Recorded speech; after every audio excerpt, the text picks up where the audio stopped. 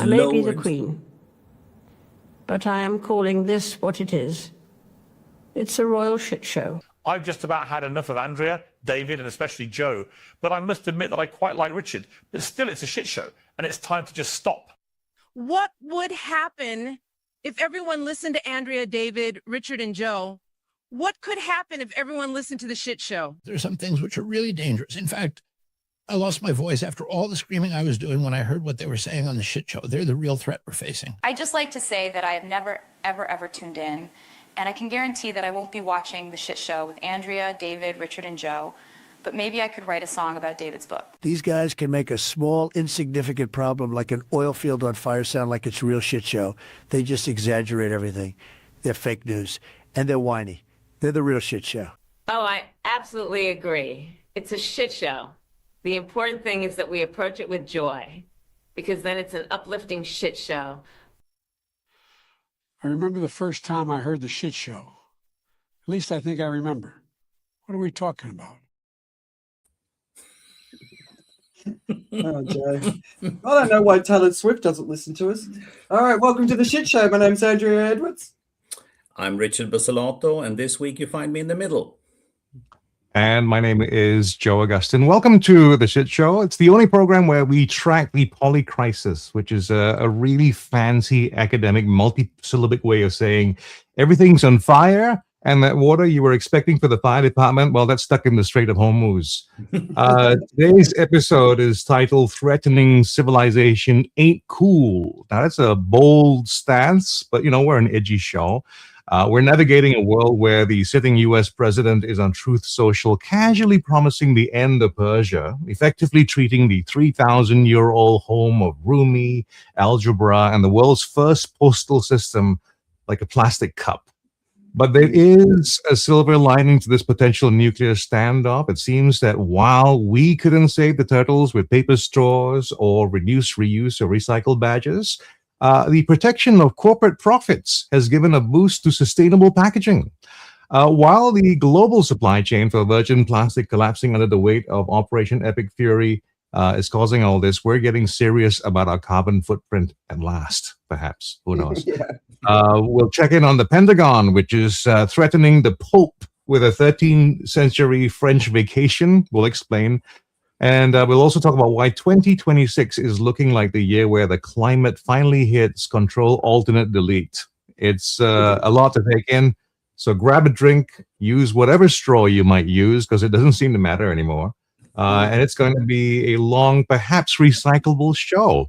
And besides the three of us on today, and of course later on I think David might be trying to join us as well, we'd like to bring on an extra perspective on the show. So joining us is to make sense of things today is Andy Lopata. He's a man who's opened 25 years, or has spent 25 years helping organizations unlock the value of professional relationships. We'll be asking Andy about how to use his relationship matrix for troubling times. Presumably for, you know, those moments when you need to network your way into a fallout bunker, or perhaps to get someone to help you charge your phone. I don't know. Andy Lopata, Lopata. I hope I'm. That's it, Lopata. Yeah, that's it. Lopata, welcome to the show. Thank you so much. I don't know how to follow that that introduction. All those amazing people and some less than amazing that you have following the shit show. Yeah, Joe really enjoys AI. Can you tell? Yeah, I'm impressed. I'm not even here really right now. Back to life is quite impressive in itself. Anyway, Andy, it's really great to have you here. I've been nagging you for quite some time to try and convince you to come and join us. The 7 a.m. start wasn't appealing, but at least the 8 a.m. maybe, which just this week, right? It's 8 a.m. Yes. So anyway, it's good to have you here, mate. And we're going to talk to you about what you do. But before we do that, I wanted to, this for me felt like a week like no other, where, the words that we heard coming out of the President of the United States, apart from the potty mouth, what he actually meant by the threats, because there was only one possible way that you could annihilate an entire civilization, and that is obviously a nuclear bomb. So yeah, I know. I mean, it was a Monday night here. I didn't sleep very well. I went to bed with Pete Hegseth in my head. I'm glad you said it in your head. But I was watching a video where apparently he was going to be sacked, and I woke up and that wasn't the case. But at least there wasn't a nuclear war. Anyway, yeah. What about you guys? Paying attention, not paying attention, feelings. You have to pay attention. You know, it's impossible not to, and you're trying to make sense of the holy assemblage of rumors, semi-facts, and semi-official statements. But at the end of the day, you actually don't know who is saying what and where the real power lies at the moment in Iran, which makes it very complicated. To me, it seems like the Revolutionary Guard has the ultimate say and control over matters, but you don't know. Yeah. Well, I know I can always rely on Richard to be the one to use the word assemblage. I have never heard that in regular conversation. I must admit, I want to say desperately short of time, but I think desperately short of attention that I put to the news. So I'm lucky enough to not spend that much time. This weekly update is when I catch up with the news, besides the comedy shows. So I've been largely unaffected by some of the details that I hear, can be quite troubling. Andrea, it's terrible. I mean, look, as the BBC like to say, other fantasies can be used as well. Have to have Pete Hegseth on your mind as you're going to sleep. I mean, that's a special kind of wrong. Yeah, I felt it definitely felt wrong. What about you, Andy? I know you pay attention to current affairs. Yeah. The interesting thing is you say it's a week like any other. So it's not a week like any other, but I'm not sure it is these days. I mean, if you time traveled 10, 15 years from 10, 15 years ago to today, you wouldn't believe what we're seeing. But this has become our normality, and that's the danger. I think when things started going south a decade ago, we treated it as a bit of a joke. We treated Trump as a joke. And you still look at his press conferences and look at his truths. I mean, that alone, and you just sort of take them almost as satire and treat them. I went to see the producers in London last week, and it does remind me of all the great work of Mel Brooks and the satirists, the going back to Groucho Marx and Chaplin and the work that they did. It's come to life, but I think we were lulled into a false sense of bemusement, and we've stuck there. And what worries me, I do a little bit like Joe. I do follow the news. I don't typically watch the news, and when the news starts with 15 minutes of bombing, I just want to flick over. And I think we've become a little bit immune to it. It's every day now. And I've spoken in Iran, and I've spent time with people in Tehran, the ordinary people in Tehran, because I think the danger the trap we fall into is you hear the word Iran and you think everyone is crazy and everyone is a religious maniac, and that's not the truth. They are people like you and me who like to have fun, who want to have fun but aren't allowed to a lot of the time in public, who connect on a human level. I had so much in common with so many people I met there, and I've stayed friends. And I'm really worried about those people, and those are the stories we lose. The bit of the news I watched the other day was the bombing of Lebanon. And Lebanon has just become a word that represents something. But we forget that behind that word that represents something are people having their homes destroyed, their lives destroyed, their families ripped apart, people close to them dying. And because of this constant barrage, and it is every day, and it has been for 10 years, in one form or another, we've become immune to it, and that's what concerns me. So I don't think it is a week like a week unlike any other. I think it is like any other. That's where the problem lies. Yeah, I suppose when I use that term, it's for a decade, every week it's just this madness, chaos, overwhelm, right? So I totally agree with that. But it's the stepping forward to a crazier place than we were even a week before that. And to me, this is a week where we step forward into uncharted territory from serious nuclear risk, right? With a person in charge who has the right and the ability to press a button or wherever they send them off. Like, he doesn't need anyone's permission, and we don't know if he's got the character to hold himself back. We don't. And that's the danger of this 10-year build-up. We don't know what he's capable of doing to save his own, whatever it is, his sense of self, we don't know. So I think that's where a lot of people who are really paying attention, there's an energetic sort of evolution that is happening. And I really felt it this week. Yeah, for sure. It's also the people behind him. And I think there's a big difference between this administration and his previous administration.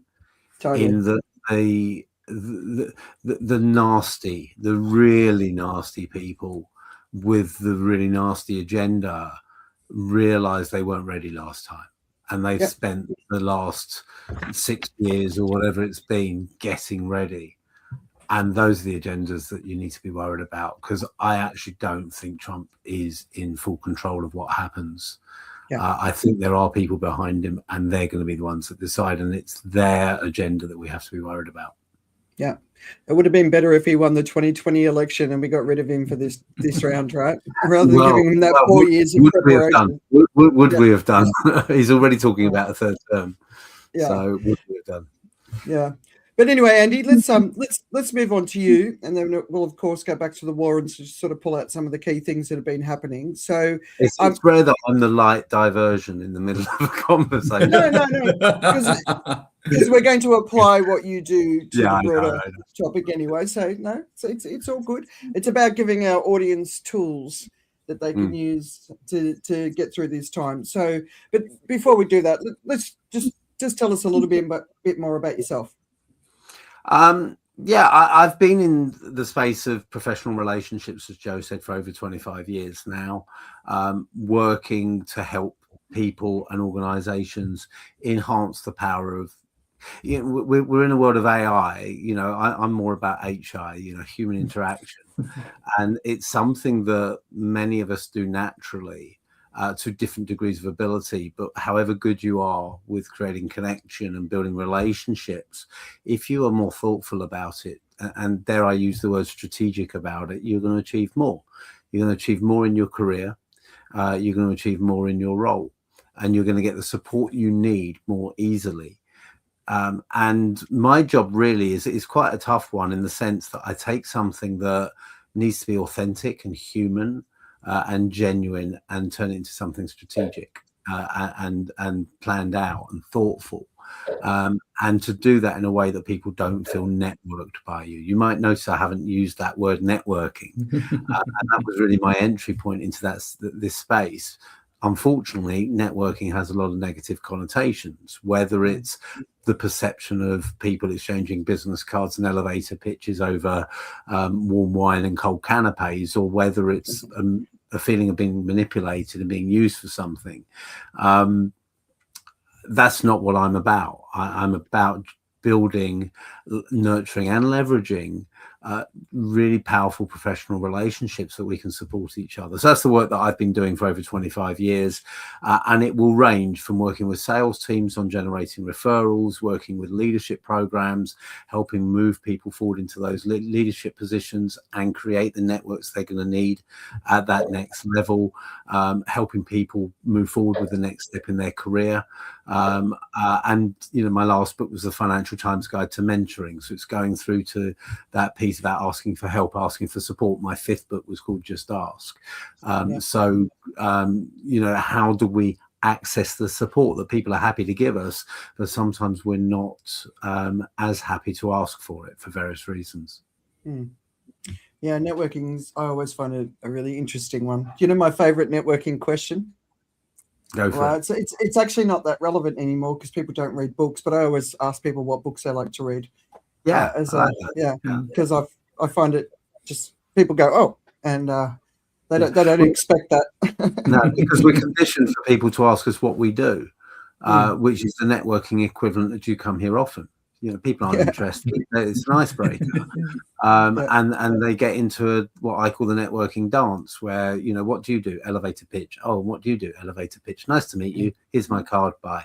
Let's connect on LinkedIn and forget who the other person is in a week's time. And we can talk to each other with AI. yeah, and you're breaking that. You're breaking that cycle, breaking that expectation. So you're creating a different conversation point. Yeah. Oh, it's good. It really gets you into someone's psyche very, very quickly.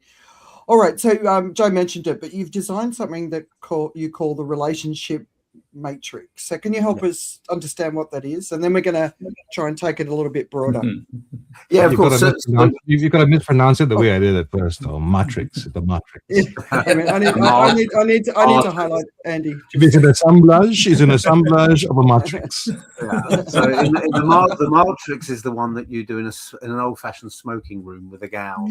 With my relationship matrix.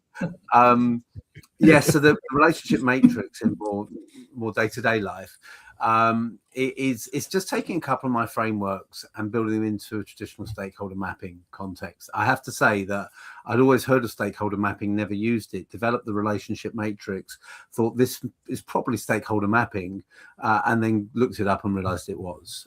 So I haven't created anything new in that sense, but it's the application. So where we're at the moment, I'll share what the matrix is and then where we're going with it, because that's really exciting me at the moment. So the relationship matrix is a stakeholder map. For those of you who haven't worked with a stakeholder map before, it's effectively a way to plot out who the key stakeholders are in anything that you want to achieve. So you select a specific objective. So let's say what your next role is going to be.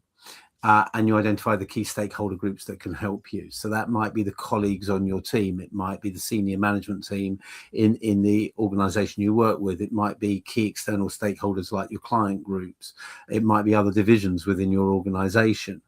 And you put in everyone you know or know of within that group. But the two frameworks that I mentioned that we build into it are the 7 stages of professional relationship.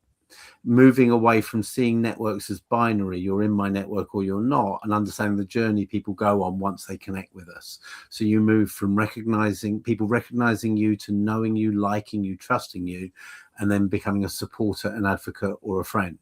So you list them based on that 7 stages of professional relationship from the other person's perspective, how they see their relationship with you.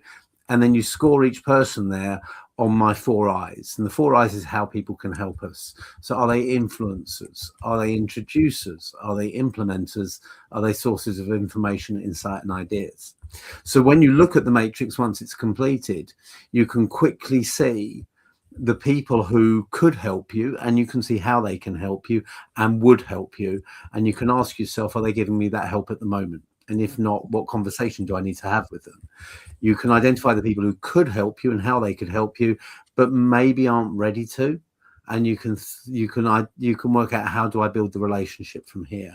And then you can identify the people who could help you but don't know you. And you can look for your introducers to get the connection that you need. So when I talked about a strategic approach to professional relationships, this is what brings all of that together into one easy piece. We've developed this digitally, and we've been working with a minimum viable product for a couple of years, testing it with organizations like Harrods and Sodexo, and it's been testing really well. And we're now about to start a fundraising campaign for the next stage of development, where, guess what, we're bringing AI into the tool. So at the moment, you'll go in and you'll be faced with a field to put in your matrix title, which is your objective, and then you'll have a blank matrix to fill in. We now want to create a version which is using a closed language model. So it uses my teaching, my books, everything that I give it to base on. So it's giving curated advice, not just going to the internet and telling you to spam 1,000 people on LinkedIn. And what will happen is it will ask you what you want to achieve. It will help you form the right objective, and maybe one matrix, maybe three. It will help you populate them. The vision I have is that it will scrape your LinkedIn and CRM systems. So it will say, oh, you've got Coca-Cola as a stakeholder group. I can see you're connected to 5 people on Coca-Cola on LinkedIn. Should they be on your matrix? Or I can see you've got contacts in Singapore and as one of your stakeholder groups. I see you know 20 people in Singapore from your CRM. Should they be on your matrix? So it will help you populate it and take you through the stages. Then it will analyze it and say, you know, where you're weak. So you haven't got enough influencers or you haven't got enough advocates. And then you'll identify through discussion with the AI bot which relationships you want to focus on, and it will help you create a 30-day action plan to build those relationships and ask for help. So that's the vision where we want to go over the next few months. All right, so wait a minute. I want to put it up on the screen. It's influencers, introducers, implementers, and information. Yeah, information, insight, and ideas. Yeah. So I've cheated. I've added some extra eyes into my 4 eyes model.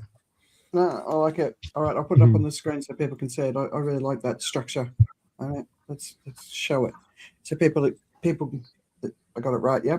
So people can sort of use it. So, okay. So I think about that on a much bigger scale because I love the idea of it, and I'd like to get more background from you separately, of course. But if we expand it beyond professional lives as a potential, I mean, I could see a tool to use for troubling times, right? So we've got a lot of people worrying about losing their jobs to AI. We've got other people worried about losing their jobs just because of the economic contraction that's going to happen on the back of the war.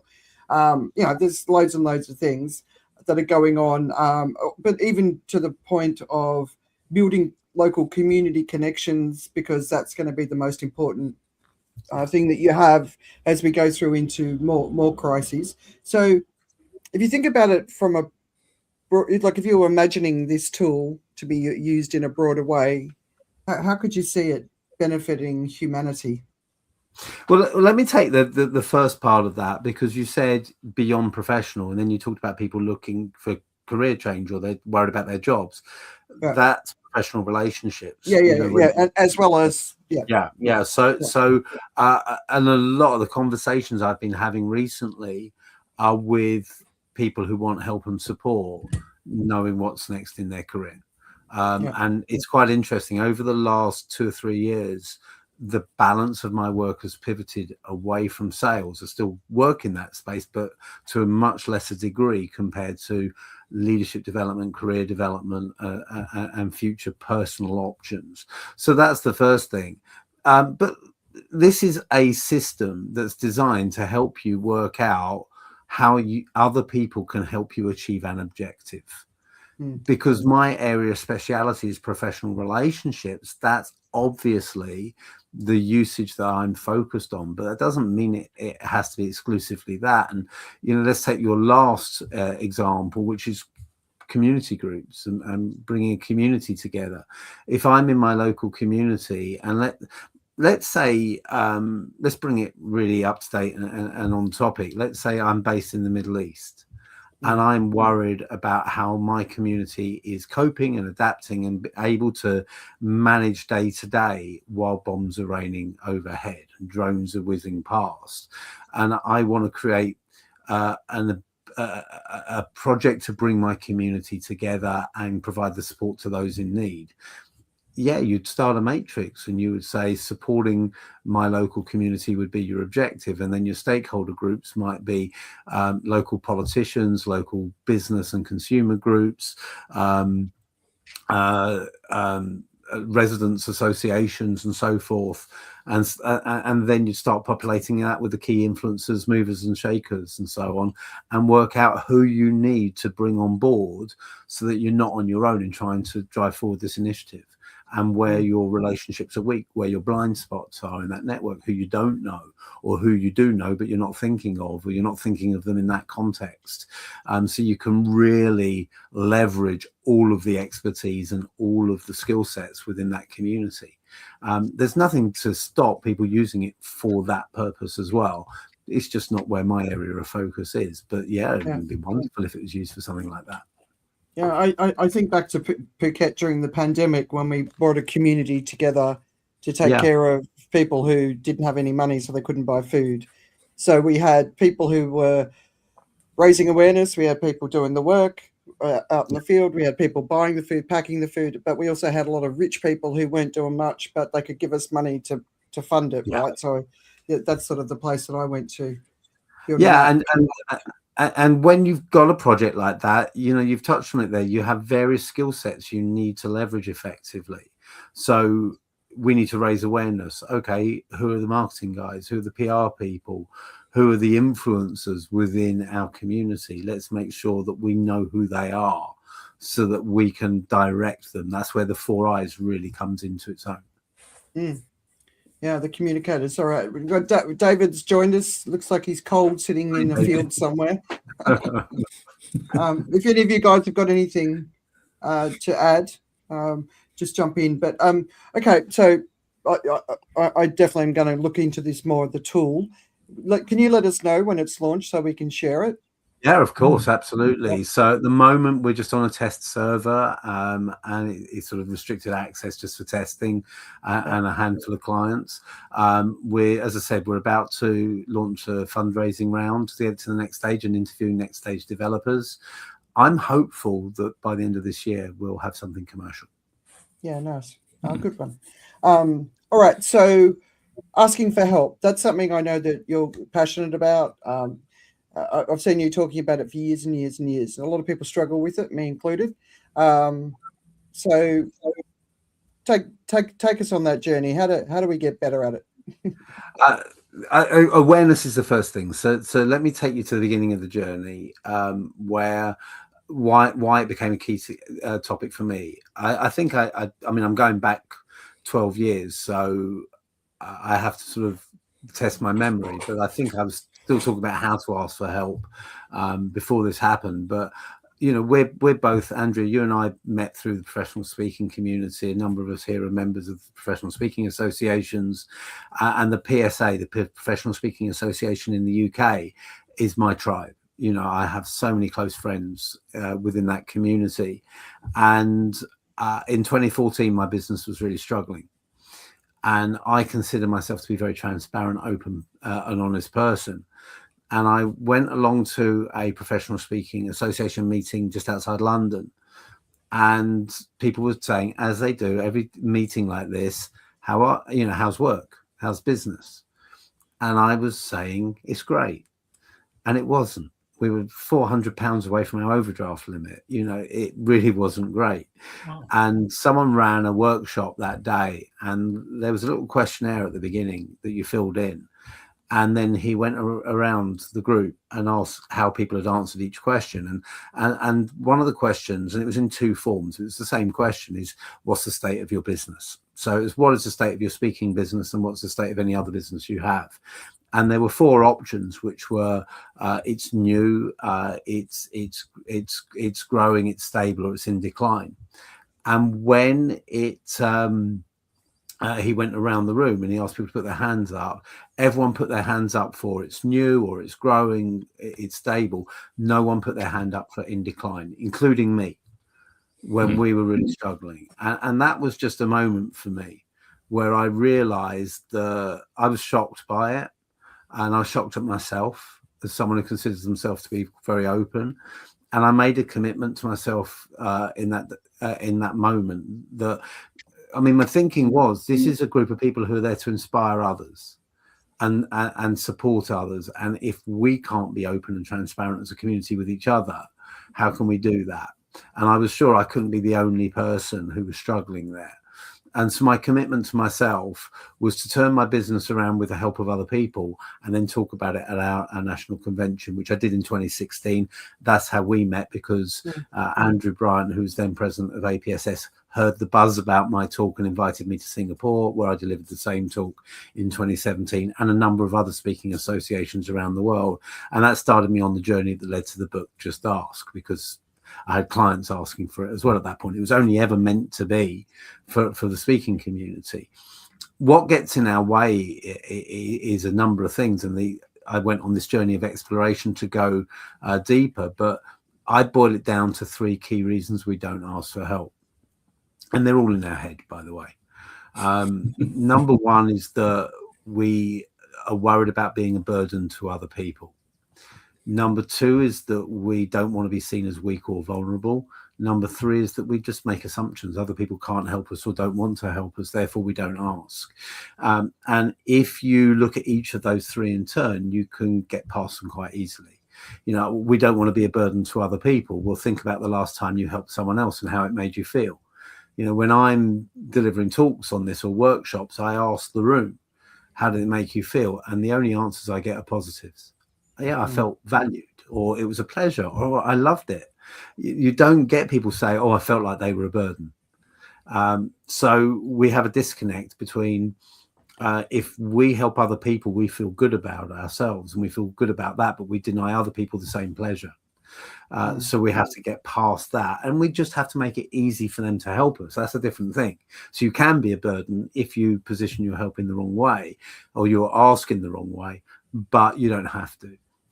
Weak or vulnerable, that's because you're confusing vulnerability with weakness, and you're conflating them when they're different things. Vulnerability is a strength, it's not a weakness. It takes strength to ask for help and admit you don't know everything, and you become stronger as a result of the help that you get. So it's nowhere near a weakness. You can sound weak when you ask for help if you pitch it in the wrong way, but you can equally sound strong when you ask for help. You know, I'm really excited about the next stage of my career. I'm looking for something that's really going to challenge me. Can I sort of get your input and your thoughts? That doesn't sound weak. It sounds confident and from someone who knows where they want to go. So it's how you pitch it, how you position it that makes the difference, that makes you weak or not, but don't confuse that with vulnerability. And then thirdly was we assume. Well, don't assume. Let other people decide for themselves, but just make it okay for them to say no. And you can communicate to other people it's okay to say no, but more importantly, communicate it to yourself, because this is where the problem is our ego gets in the way. Our ego says that a no is a rejection, that it's personal. Let me tell you one story to illustrate where it's not. I approached a long-term member of the PSA. I've been a member of the Professional Speaking Association since 2003. He was already a legend of the PSA when I joined. I approached him to mentor me a number of years ago, and he said no. And it wasn't about me, it was about him. And he's a really good friend. We had become friendly before I asked him, but he's a very good friend now. I know how busy he is. It was about his ability to deal with a mentoring commitment. But he invited me onto one of his programs, 2-day program, which I went along, and he's become a mentor to me for 15 years since I asked. He just wouldn't call himself that. He mentors me on, if I pick up the phone and ask for his advice, he gives me his advice. He's an informal mentor. He didn't want the formal commitment, but he didn't know how to phrase that. So him saying no wasn't a rejection of me. It was about his ability to commit to something. And so easy to take that as a rejection, but actually we need to process it in a different way and understand it's about the person who we've asked, not about ourselves a lot of the time, particularly if we're asking the right people based on our 7 stages of professional relationship that we talked about earlier. So one of the things that I've noticed, especially coming from Phuket back to Singapore, is there's a speed that people are operating at, which is unlike anything I've seen before. You know, how technology is supposed to make everything easier. I don't see any evidence of that. In Asia, there's a different thing. When people ask for help, they don't ask in the right way, and they expect the person they're asking for help to do too much. You know, so that's always a bit of a problem. But the other thing is, people just don't seem to be able to make the time because they're moving so fast. Have you noticed that difference? Like when you think back to when you first wrote that book to today, it could be different in the UK and across Europe, of course. Yeah, I mean, I want to acknowledge the cultural difference, and I wrote a whole chapter about that, and there are very clear cultural differences. But one of the things that I have interpreted, I'm going to say this is my interpretation because others might disagree with me, but my observation of, I don't know how many years it is now that I've been speaking internationally and 30 plus countries around the world, is that I think that there are very clear cultural distinctions, but there are also we are dealing with individuals and personality styles and everything else. So a cultural difference is just one factor in how people will respond. And even within a different culture, like Asia to Europe, you will have people who conform more to a cultural stereotype and those who go nowhere near it. So you have to look at individuals. I can't say that, particularly from a European perspective, but a lot of my work is in Asia. You know, a lot of my work last year was India.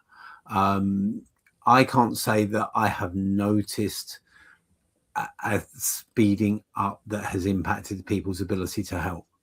I would maintain that if you build a strong enough relationship with people, think of those 7 stages of professional relationship. I call supporter and advocate the sweet spot. A supporter is someone who, if you picked up the phone and asked for their help, they'd be happy to help you. An advocate, you don't have to pick up the phone. They're out there talking about you if an opportunity arises. I think once people are at that stage, if you need their help, they'll find the time. And it goes back to what I said before about making it easy for people to help you. And so if people are really busy and it's relentless, don't go and ask them for something that's going to take them half a day to fulfill. Make it, you know, and acknowledge where they're at. I know you're really busy. I need your help, but I'm aware you are slammed at the moment. I have one ask. Can I have 5 minutes of your time, or something like that, so that you can acknowledge it and make it easier for them. But I think once people are at that supporter advocate stage, then for me, I haven't observed a speeding up that would impact that. Okay. Earlier I was sort of mentioning things like the diminishing job market potential. How does that sort of, so for me, it's a case of get yourself prepared before it happens to you. What's your advice on that front? I think we've always had to be adaptable throughout. I've always had to be adaptable throughout my working life. You know, I'm thinking as I speak here. I started saying we've always had to be adaptable to work, but then that's not true, because when I came into the workforce, I came into a workforce that had a culture of job for life. You know, where I described it the other week as the silver watch brigade. People would get their silver watch automatically after 25 years, and everyone expected it because you joined a company and you stayed with that company. So no, we haven't always had to be adaptable. One of the key things is we definitely have to be more adaptable today than at any point in my lifetime, in my career, and we are speeding up, and that is speeding up more and more and more. So there's always been scaremongering since the dawn of science fiction about the future of the workforce, but now we're seeing that look more true and more imminent than ever before. So people do have to think ahead and be ready. Part of being ready is having the right network of people around you and maintaining those relationships. So to go into the heart of what I do, one of the worst positions you can find yourself in when it comes to needing support from your network is knowing that you need support from your network, but you haven't bothered to be there for them. Becoming that person who reaches out connects on LinkedIn with someone you haven't seen for 5 years, delighting them that you remember them and you've reached out, and then following it up by having to say, by the way, I'm looking for a new job. Can you help me? Yeah. No one wants to be that person. No one wants to hear from that person, because we feel devalued if someone connects with us in that way. So dig your well before you're thirsty. Make friends before you need them. Invest in your network now. Invest in your network. And by investing in your network, I mean reach out when you don't have an agenda. Show an interest in other people rather than yourself. Make sure that if or when something happens where you need that help and support of your network, it feels seamless. It feels natural for you to reach out and say, hey, could you help me with something? And I think that's the most important thing. The other is just to have conversations, find out what's happening in other people's industries, other people's sectors, and take the blinkers off of your eyes. Because the other thing that happens, we define ourselves by our job. Who are you? I'm a graphic designer. Who are you? I'm a professional speaker. Who are you? I'm an accountant. That's not who you are, but it is how we talk and how we define ourselves. What that means is that when that job disappears because of AI, let's assume that the doom mongers are right and whole swathes of professions are going to disappear. Does your identity go with it? And are you left in limbo?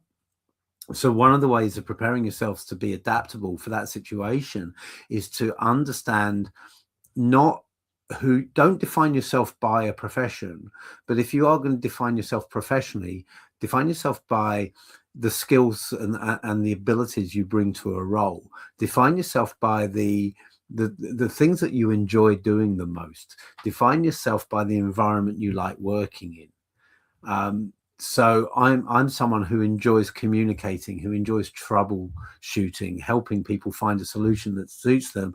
I can't, I'm not a 9-to-5 sit at my desk person. I love travel. I love meeting people in person, and I'm a good communicator. And if I define myself that way rather than I'm a speaker and an author, then that opens more doors for me, because I can turn to people in a completely different sector and say, what does that look like in your world? I'm a communicator. I like traveling a lot. I like helping people. What does that look like in your world? And you can open up more opportunities. So my answer is to start having conversations. Have conversations that you're investing in your network when you don't need them. Have conversations that you're broadening your horizons. Nice. Some really, really great advice there. My big takeaway in the middle of that, without being said, is in person rather than online. Because so many people are leaving the online world now. They can't do it anymore. Yeah, just one thing on that. It's a really interesting point. In person where you can, but Andrea, you and I haven't been in the same country, I don't think, at the same time since 2018. We still have maintained a strong relationship where you pick up the phone or drop me an email and ask for help, I'd help you, and I would hope vice versa. Part of that is the strength of the relationship and the connection from the beginning. We connected naturally, and often that will happen, and often it doesn't. You build it over time. But the other part is we've been able to maintain a relationship at distance online, and it's more efficient to do so as well. So I'm very active on LinkedIn. I send out a newsletter, and I have done for probably 15-20 years. Once a month is the frequency now. And I mention that specifically because I was on a train a few months ago, and a woman got on at one of the stops, and she sat opposite me, and the train left the stop, and we're halfway to the next stop. Suddenly she looked up and went, Andy. I hadn't seen her for over 10 years, but she gets my newsletter every month. So she has felt connected to me despite us not talking for a decade. And I get that a lot. People feel like I'm in their life constantly because I'm active online. So even if they're not engaging, they're what we call lurkers on social media. They feel that connection. So I wouldn't dismiss it. The other thing I wasn't dismissing it. Definitely wasn't. But just not that. Yeah. But the other thing I would say, because I think this is important for people to hear, because I hear a lot, you cannot build the same strength of relationship online as you can face to face. And I totally get that. However, I have just published a book with the person who's become my closest and most trusted collaborator over the last few years. We didn't meet in person until after we had submitted that book to the publisher for publishing. We had gone through the stages of getting to know each other, trust each other, me inviting Ruth to co-author with me, so trusting her to that degree, and then the process of writing a book together, which is not easy in collaboration, before we met in person. So it can be done. Now we've met twice in person. She lives in New York. I'm in just outside London. We've met twice in person. And so that builds the relationship further. And if we lived in the same city, we'd be even closer. Or we'd hate each other. It could go the other way. But you can do it online. But yeah, of course, if you can meet in person, it's going to make a difference. Andrew Bryant is in London next week, who I mentioned earlier, lives in Portugal now.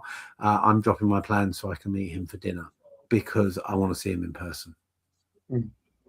Yeah. I know it matters, but it was more around. Yeah. There's a pullback from the digital platforms for a lot of different reasons, but the main reason is people are they're done with the emotional intensity. So they're pulling away, and they're done with the AI slop, and they're done with this, and they're done with that. So they're just pulling back. So that ability to communicate. But I wanted to ask any of the guys if you want to ask Andy something before we go on to the next topic. Yeah, what you're describing is very interesting, and it's kind of debunking one of my theses about virtual communication, because I think in my case, I have never really established a strong connection with anyone I've only ever met virtually. Yeah. However, I have friends from the past, people I've known for decades, and we might not speak for 5 years like you described, but because we have a long shared history, it's like the 5 years never happened. It's like we spoke last week. Yeah. And that can only, I feel like, be the case because you've had this shared long history in the real physical world. Yeah. But it's interesting that you managed to do something as extensive as a book project with someone you never met. That I find really impressive, because I would find that extraordinarily hard to get to that point with someone, I haven't actually shaken hand with, had a drink with. Yeah. Can I just say, Richard, we've never met. We do all right. No. Catching up weekly. We do very, very well. I was just biting my tongue on this side here. But we do really well. But I think there's also a difference there, right? Because we are, like you described, New York versus London, we are so far apart that it's just not possible. But I cannot see myself have a discussion with someone in Reading that leads to me writing a book with that person without meeting them. It's unfathomable.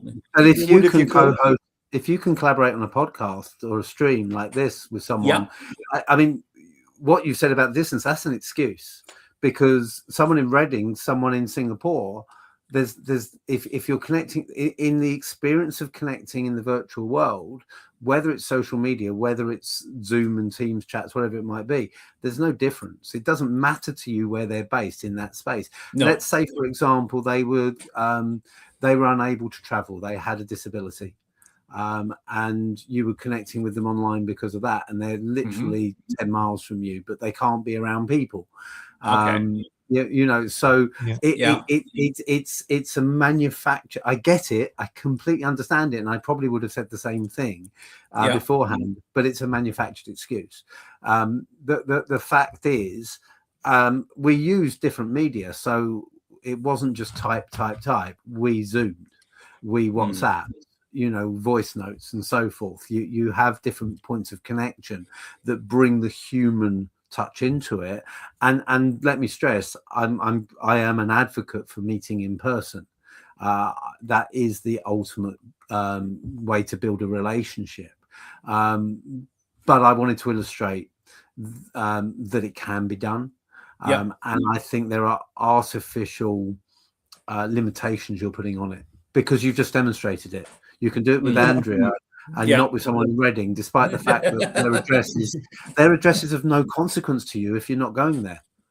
It doesn't matter. Yeah. I mean, that is a mental limitation, because I would immediately say, okay, let's meet in Guildford or whatever. It's halfway for us. Yeah.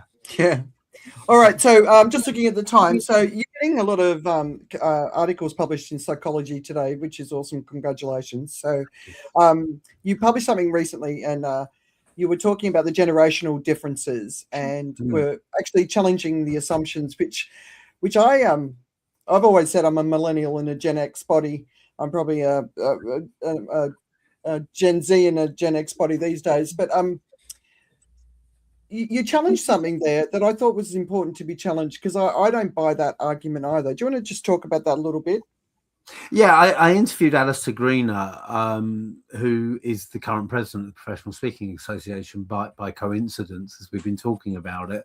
And Alistair recently brought out a book, I think Generationally Speaking, I think is the title. So I interviewed him about his book. Now, since I published with Ruth the Financial Times Guide to Mentoring last year, I have been talking a lot about, more than ever before, about understanding different generations and sharing all of the statistics. So Gen Z are on average going to stay in a job for 2 years, compared to much longer for older generations, but they'll stay for 5 years if they have a mentor.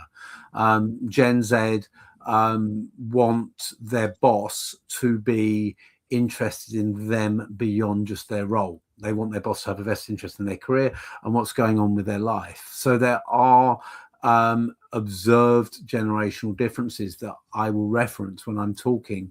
One of my talks is about mentoring in the modern world, you know, and how we have to adapt to different expectations of younger generations. Alistair challenged my approach, and I found it really interesting. And he talked about the different myths that we have about generations. So for one of the things, you know, everything I've just shared in the stats, and it is borne out by a lot of the conversations that I have, but it goes back to something that I talked about earlier when we were talking about cultural differences. It's the same thing. You can't, is this a word? Amorphize? You can't just lump everyone together and say that's how they behave. And generations are the same. We can get indicators from it. We can understand that generational values, generational behavior is formed by a range of different inputs, and part of that is what's happening in your society. So in the age of shorter attention spans, you know, the demand for 20-minute talks because of TED Talks, the demand for bite-size programming on YouTube rather than long dramas, the demand for bingeable series and so forth, that is going to influence how a younger generation is going to appear in the workplace, for sure. So there's that societal input that is going to lead to that, but you've got individuals within that at the same time. So that's just one example of one of the myths of the different generations. Another of the myths that Alistair talked about, and it's again something that I was repeating and probably putting too much weight on before my conversation with Alistair, is that for the first time in history there's 6 generations working together in the workplace. But actually there's not. Because when you look at the silent generation, who are now over in their 80s plus, how many of them are really turning up on a regular basis in the workplace? 1% of the workforce, I think it works out as. And the Gen Alpha, they're only just seeping into the workplace now. So we're still on, I think it's something like 3.5 generations in the workplace, not the 5 or 6 that is typically trotted out. And I've been guilty of that. But when you distill it down into where the force of it is, then or where the bulk of it is, it's a much smaller grouping of generations than maybe we've been talking about. And the third myth that I shared in that article is that we have to understand Gen Z. Everything's about millennials and Gen Z. And our focus has to be on understanding them in the workplace. Alistair pointed out that most people at managerial levels and senior levels are still Gen X. Millennials coming into that, you know, now a lot of millennials in their 40s now, I think. So they are now in senior levels as well. But Gen Zs are still a long way off of that. And a lot of millennials are. So we can't forget these people that are really driving business and driving commerce and driving organizations of all kinds. You know, and I think it's caused me to reflect that I'm guilty, and I don't think I'm the only one, that we suddenly started ignoring a massive part of the workforce, and a part of the workforce that is driving it at the moment to a large degree, because we've got a shiny new glittering star to have a look at and to capture our attention spans are getting distracted ourselves. Yeah. No, so there's so many things you just said then, but so first of all, those 1% of silent generations still working mate, legends. Gen Alpha, they can't be in the workforce yet because my son's about to finish school. So we're not doing a show next week, so I've got to go to his graduation, and he's definitely Gen Z. So, you know, we're technically, and then Gen X, which four of us are, we're the small generation that no one really gives a shit about, but at the same time we are the senior leadership roles in business today. So the whole conversation. But what I do think is really important about the intergenerational conversation is priorities. So, you know, the boomer generation, the silent generation, what do they care about? They care about, you know, having places to live, healthcare, pensions, being able to survive in a relatively healthy way. Gen X, we're the ones in the middle, taking care of the older people, taking care of the younger people, leading businesses, you know, doing all that sort of stuff. And then you've got millennials, you know, probably in a different sort of situation to the Gen Z, because Gen Z are entering the workforce, and there's less jobs than there's ever been to start with, right? And then you've got a lot of old white men running global politics, making decisions. Steady. It's true. Let's look at what's going on in the world right now, you know, from wars, climate change, geopolitics, all that sort of stuff. And you've got younger people sort of looking at older people going, what the hell are you guys doing? Or you'll hear older people talking about things, and you'll be like, why don't you just shut up? Right? You're not going to be around for the impacts of this, so just shut up. And I can imagine young people looking at older people going, just shut up, right? You've got all the money, you've got all the property, you've got a comfortable pension, you've got everything, but you're destroying the foundation of which we can live in the future, you know? So I think that's another thing that from an intergenerational perspective, we don't like having that conversation. We've mentioned it a few times. David and I have talked about it a few times, but I don't know, just wanted to see if you had any thoughts. And apologies, because I missed an entire generation there, which is the boomers, which are the ones that you're talking about. And it's really interesting, the point you make about the just shut up. We had that conversation in the UK because when Brexit vote happened, a lot of the people that voted for Brexit were the boomers. And you had younger generations, obviously including me, saying, you're not going to be here. You know, and there was a very vocal conversation about you're voting for your own selfish interest and not for the interest of your grandchildren and the generations to come. So we had a very vocal conversation about that in the UK. I think, I'm not sure, but I think politically that seems to be globally subverted now, where you are getting a lot more of the younger generations taking what we would have seen as older generations' attitudes. There's a lot of younger generation. There's a lot of narrative about younger generation support for right-wing causes. You look at the popularity of Charlie Kirk before he was killed on university campuses. We're seeing in the UK, it's a tiny minority, but you are seeing extreme right-wing, extremely religious, which is very unlike the UK, movements that are dominated by young people. And then you've got the whole manosphere, which is as right-wing as you can get, which is younger generation focus as well. Very, very Victorian attitudes towards gender, for example. I mean, that might be doing a disservice to the Victorians, to be fair. So there is a shift in generational attitudes that I've not seen in my lifetime. That is, you know, from my political perspective, worrying, but that's a personal perspective.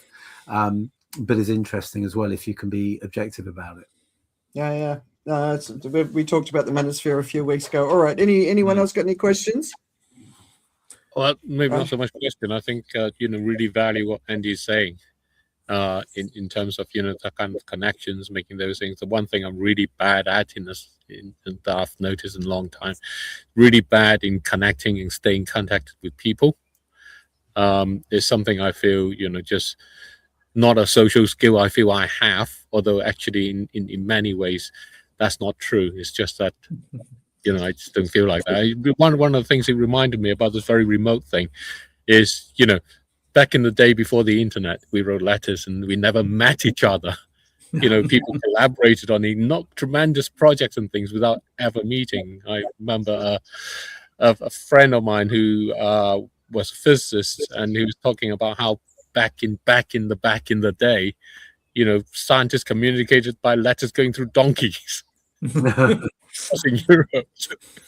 and so absolutely, I really love this aspect that the physical connection is not always what needs to start it. Yeah.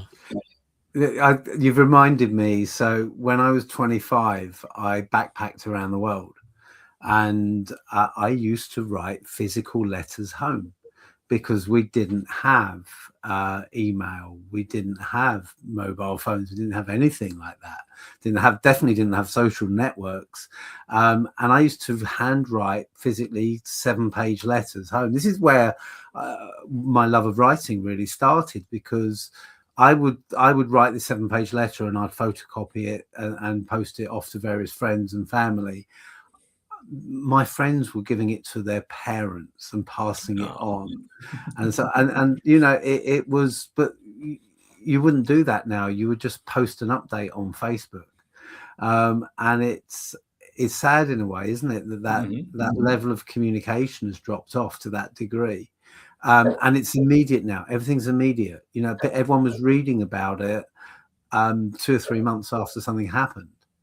And I've still got those letters somewhere. Should dig them out and remind myself. Whereas now they would just, if I'd be lucky, flash up as Facebook memories with a quick picture. So I know your point, David, was about the collaboration remotely, but just interesting that even when back in the day when you wrote letters, they still went viral. If they had to be good, but they still went viral. But when I was trying to recover my letters, because obviously I didn't keep copies, I just sent them out.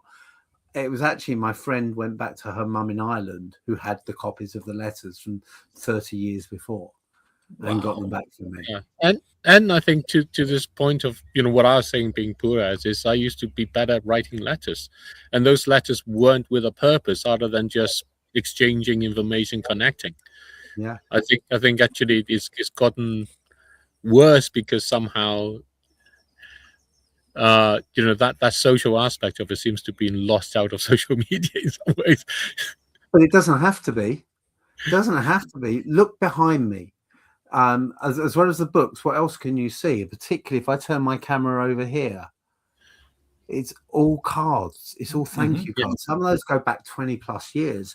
Some of them, the ink has worn off, but I never throw them away, that personal touch.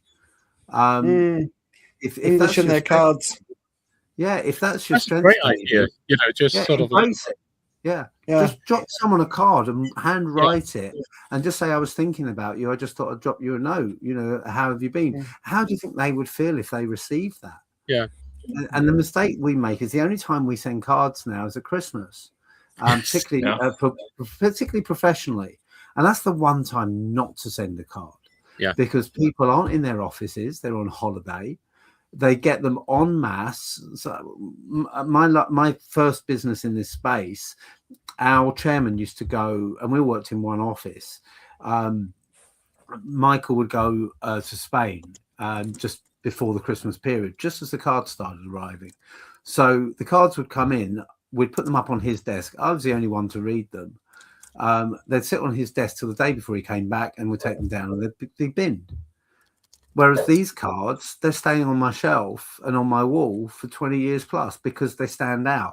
You send a card at Christmas, so do 20 people, other people, maybe 10 now, maybe 5 now, but you're still one of X number. You send a card to say, hey, we haven't spoken for a while. How are you? Or thanks for coming on my show. All my podcast guests, new guests get a card, personalized card. That's going to stand out. Nice. I like it. Oh, I want to show you my favorite writing memory. When I was in Nepal in 1995, I noticed that the inside of the toilet paper had these incredible amount of cardboard. So a friend of mine who'd been in Nepal before me, I wrote her a letter on the cardboard and told her she's the only person on the planet that would know what it was. But the idea of photocopying letters, I wasn't even doing that when I was traveling. Anyway, Andy, thank you. let's move on and let's sort of integrate what you've been sharing into the rest of the conversation. But we started with a very sort of brief sort of discussion around the war. Was it the ultimate bluff, when Donald Trump was threatening the end of civilization? So there's a chap in Asia called Chandra Nair. I'm going to try and see if I can get him on the show. He's quite out there, but he put up a post on LinkedIn today, and I've just covered a couple of bits from it. What kind of political mind and what kind of society, which I thought was a really important thing to add, since he is its reflection, believes it has the authority to distinguish a civilization? And he sort of was talking about the fact that we're not seeing people on the streets in America. We're not seeing them protest and speak up about this. The question is whether America has the courage to do so, or is it doomed to drown in its toxic exceptionalism and bloodthirsty psyche? I just thought it was a really good sort of insight. People who told themselves they stood for liberty, heard their president promise annihilation, and went about their evening over-consuming and watching late-night TV. So, of course, this is the week of the tweet. Open the fucking strait, you crazy bastards, or you'll be living in hell. And then, of course, the next one. But who wants to sort of add some thoughts? Lots. I'm still very much in the camp that I think the Iranians are exactly where they wanted to be a month ago. Mm-hmm. There's never been any doubt in my mind that they knew they were going to end up here. What they've actually achieved is quite astonishing. Sure, they've taken a lot of losses and they've seen bombs fall over the country, but you have guaranteed no regime change. That's completely off the agenda here. They will. Do you think they're surprised? Do you think they're surprised by their success? No, I think this was kind of the game plan all along. There could be tweaks on that front, but more or less, they have achieved astonishing success. If you are the Iranian regime, sure, we lost a few bodies in senior positions, but there will be no regime change now. I can promise you that. They have cemented their internal position. They have probably been given some kind of go-ahead for a further nuclear program. They will probably be allowed to levy a toll on the Strait of Hormuz. They can hold the whole Middle East at ransom whenever they feel like it, and they are a lot closer to overthrowing the House of Saud. I mean, this is like a jackpot if you're an Iranian here in senior position. And the only wild card left for them, which they probably can no longer control, because I increasingly feel that Israel is doing their own thing, is what Israel's reaction will be if Trump pulls out. And I think, I think exactly, kind of in a sense with Richard, in that way. But I think what that does is it says it increases the chance that Trump will do something quite drastic in order to counter that. I think that there is good reason why the chief of staff was removed. My feeling is if you remove that person and you replace it with another person, you're going to replace it with someone who is going to be supporting you in whatever it is that you may want to do in that way along. And so I think as a bluffing game, you don't bluff unless you're going to actually follow up with it. I'm not sure. I agree. I hope that I'm right in this. I'm not sure. No one knows with Trump, but I think Taco Trump might come through again. Trump always chickens out. I don't know that he will take that last step. And I think he will. You look at what happened with Venezuela. I think that's a really good guide, where he goes in to take the regime, and he ends up with the regime, Maduro's vice president in charge, with probably very little change, but a little bit more control over what's happening. I think that was his objective here.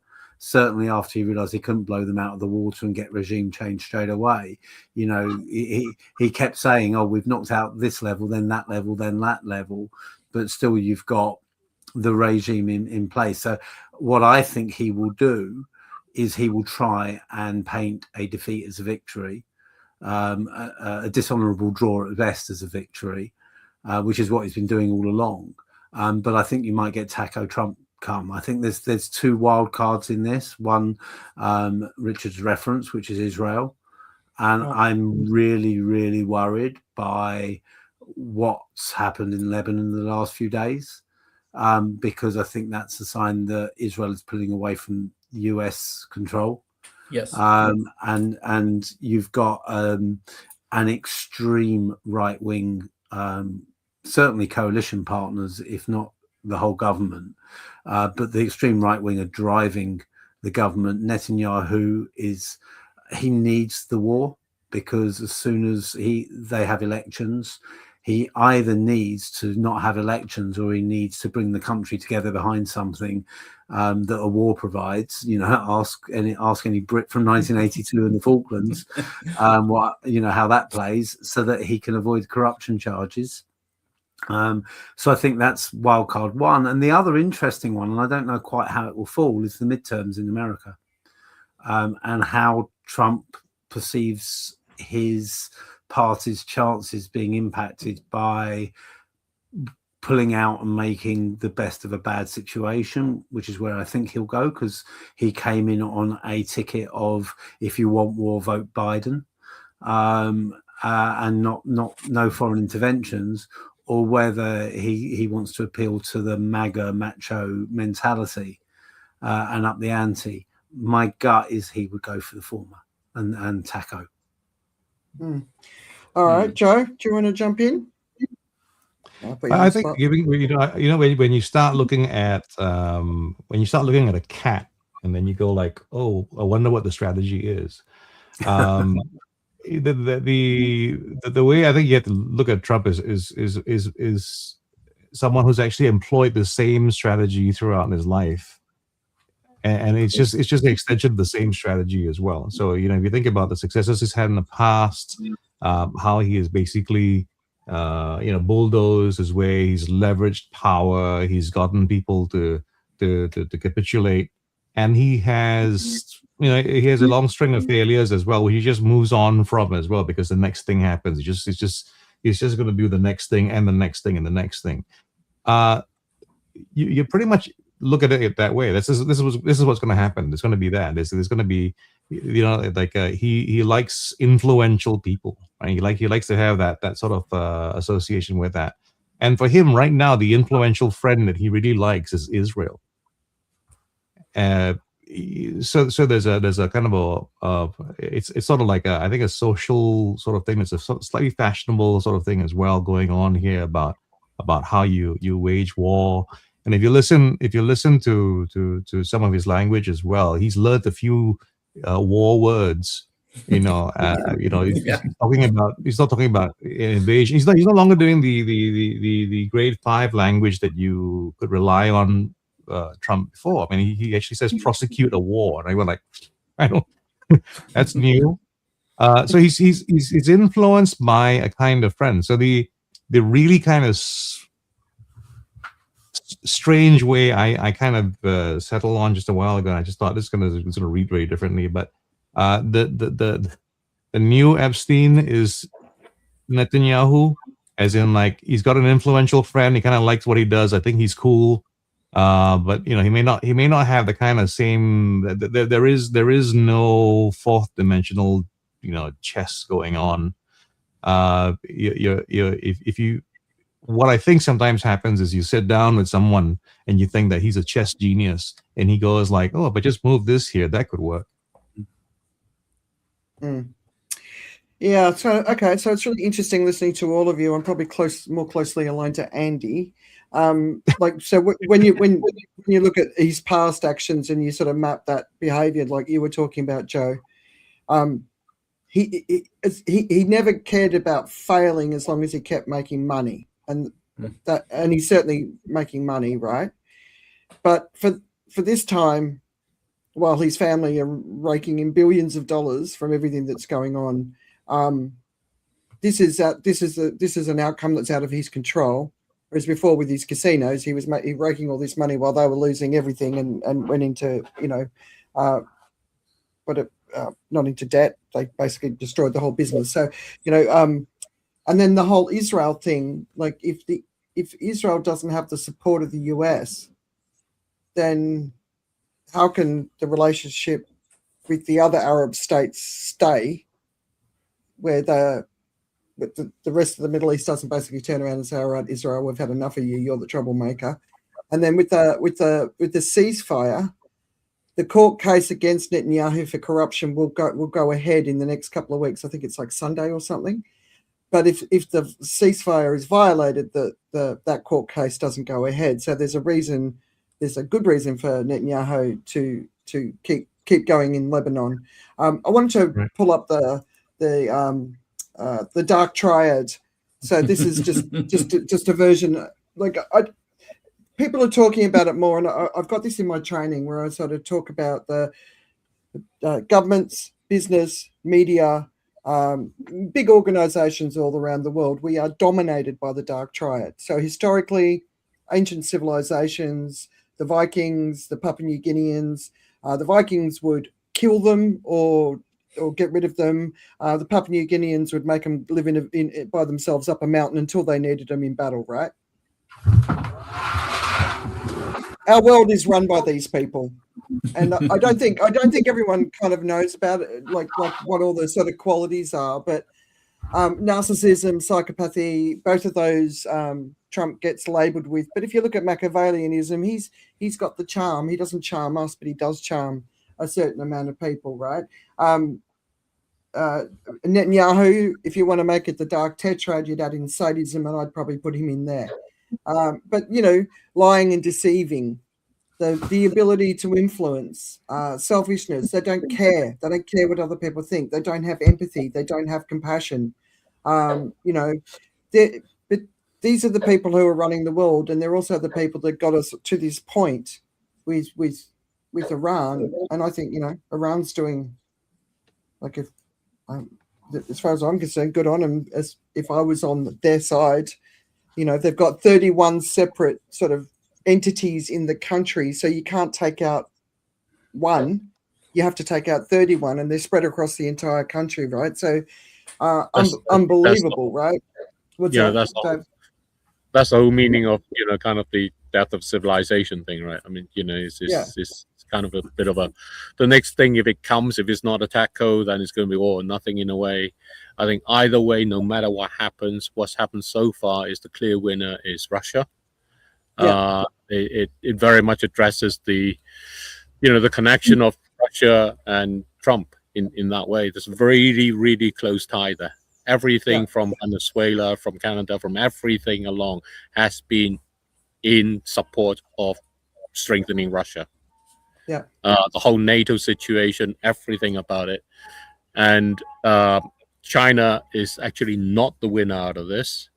It faces the uncertainty of a global economy much more than other countries along. Even though it's diversified, its oil and all of those things, people look at it in those ways. But actually, it's really about kind of who stands up out of this in the current moment, able to do that. And even if Trump backs off or Trump goes all out and goes crazy, Russia wins out of this. No matter what you do.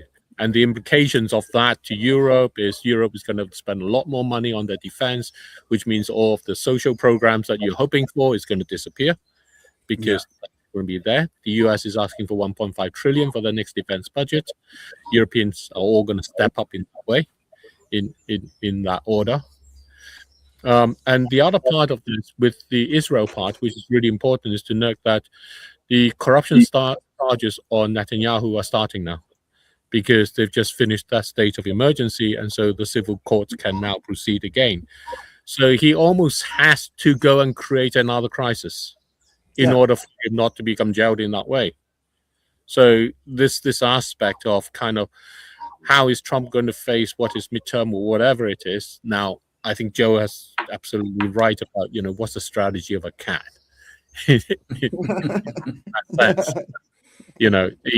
can do really well in the midterm by completely devastating Iran to within the kind of a crazy support base. It's very hard to tell about support base in America.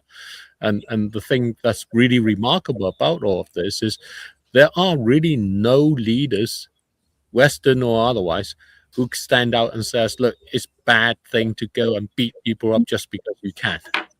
Yeah. And what you see from America, what you seem to see out of the news is with the ICE and what they do, is that there is kind of a Texas support for this Wild West face of, if you can beat someone up just because you can, that's a great thing that you can do that. So I don't think we can erase that out of this. We're not talking about the kind of logic that we would like. We're not talking about the governance that we want. Yeah. I think that's an important point, Andy. I think that in terms of going for the all-out option for Trump, it has to be all or nothing in terms of the midterms, because if he gets caught in the mid ground, he's in trouble. He's already lost a lot of his MAGA base, Marjorie Taylor Greene being the most obvious, because they didn't want foreign intervention. If he gets drawn into what they're calling boots on the ground, but sending troops in, he's in real trouble. And he's already lost large proportions of the support that got him elected. And he's ever reliant on a portion of the MAGA base that is not enough. So it's like Netanyahu. It's similar in the they see a victory or backs to the wall crisis as unifying factors for their vote. And that's really worrying, because what that entails in either scenario is not something you want to be thinking about. And to exactly to what Andy's saying, I think what that says is the approach is not about a proper military victory. Is a fireworks that allows him to end the fire show. Yeah. The fireworks show. That's what he's looking for. It's just a fireworks. So whatever happens after the fireworks, wherever all the Tritus lands and all the rest of it, he will one scenario, one way out is to have a massive fireworks that kind of says, well, that's it. We've done it now, you're devastated. The rest is up to the rest of the world to clean up. You're the ones who wants the oil. You go through it yourself. That's your problem. It's like George W. Bush's mission accomplished sign, but on steroids, basically. Yeah, but there's a ramification and an outcome, So it's all about controlling the narrative, right? And they've done an absolutely shit-house job with the narrative since the beginning of this war, no question about it, right? But also the narrative worldwide, and we've got Orban, the Hungarian elections, what they're trying to do with the narrative, right? And David was talking about Russia wins. There's no question about it. Millions of dollars are coming into the coffers, and I just feel for the Ukrainians. They're just sort of be sitting there, just going, oh, for God's sake, is this war ever going to end? But there was a piece that I wanted to talk about. It's called "The Last Temptation of Trump at the End of a Failed War." In a magazine called New Lines Magazine. I'll put it in the link after this, but they sort of use phrases like incremental normalization of the unacceptable, and that's things like civilian infrastructure targeted, international law dismissed. So and then it finishes with, in the end, what makes this moment different from other moments of great power recklessness, not the structural pressures, which are real enough, but the character of the man they are bearing down upon. So when you look at Trump, I mean, you're seeing all these reports around his swollen ankles and You know, he doesn't look like a healthy man. He looks tired. This could be the ultimate egoic sort of, there's a term where the shattering of the ego of the narcissist, you know, that sort of could tip him into collapse or tip him into action. And I think that's the thing. Did any of you have a chance to read that piece in the, what was it called, the New Lines magazine? Because I thought it was, I just thought it was a good way just to sort of get everyone to step back and sort of, when I was listening to people talking this week and reading what people were saying this week, I didn't feel that people were sitting in the depth of the moment, and there was a normality to the conversation. Like this is normal, when it was completely not normal. This week was not normal. That's what I was saying earlier, Andy. It really wasn't a normal week. You know, the threats that a president speaking that way, using those words. A crime, a war crime in its own right, just using the words, not the action, just using the words, right? I don't know if there's a point here in taco. Like when I see mainstream people using the word taco, I'm like, it might not be a good time to use that word. Like I like a joke. I like a joke better than the next person, right? But I don't know if taking the piss out of Trump is a good idea right now, because we don't know what he's capable of doing. And it doesn't look like the Americans, like in Congress or whatever, are going to do anything about it. I mean, are we going to see a military coup? You know, are we going to see something dramatic happen in the US? Because that's what this moment requires, because it is that serious, but it's like no one really wants to believe it's that serious. I don't know. I'm going to have to hop off a bit. It's raining, so I'm going to have to see. I was looking at perils of Mother Nature at its best, you know. All right. Well, I think we're also kind of missing a very important logistic bit here. What you said about Ukraine is absolutely true. We knew that Ukraine was actually making significant gains just before it kicked off in the Gulf. And the reason was that Russia is basically running out of people and money. Now, if you have money, you can get people, but mercenaries ultimately want to get paid. And now they have a much better chance of recruiting people because of the price of oil. And also the fact that direct sanctions are being lifted, which helps them tremendously in getting their oil to the places where they can pay for it. The other thing, which is absolutely catastrophic for the Ukrainians, is that, and we've spoken about this before, modern wars are supposed to be really short and brief. There isn't an arsenal of missiles and rockets that the US can keep on pounding on Iran for weeks and weeks. They are probably already at the absolute minimum level that the military would deem acceptable with home defense. It means Ukraine will not get these supplies. Even if Europe has the ability to pay for it, Ukraine will not get the surface-to-air missile defense that they need, etc.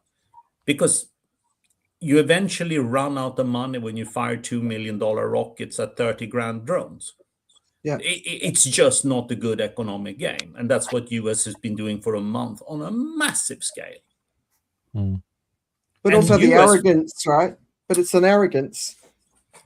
Yeah, but because I think they came in with the mindset saying that it was going to be very brief, and if we achieve these very, very early objectives, it will all fold.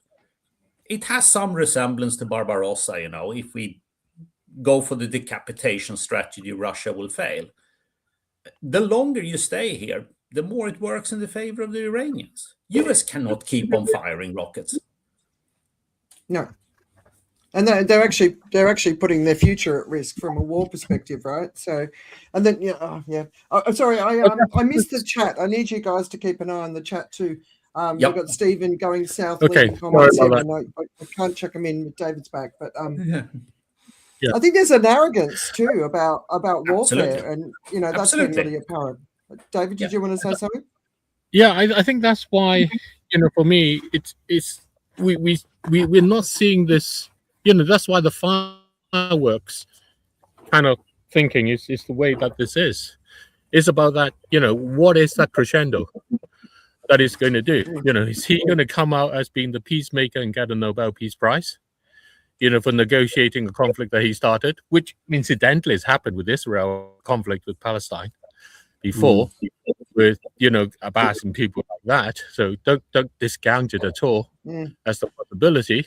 And it's almost certainly going to be the thing that's actually going to give this peace talk the sugar that's going to do it. Pakistan is going to have to recommend, Pakistan had recommended Trump for the Nobel Peace Prize before.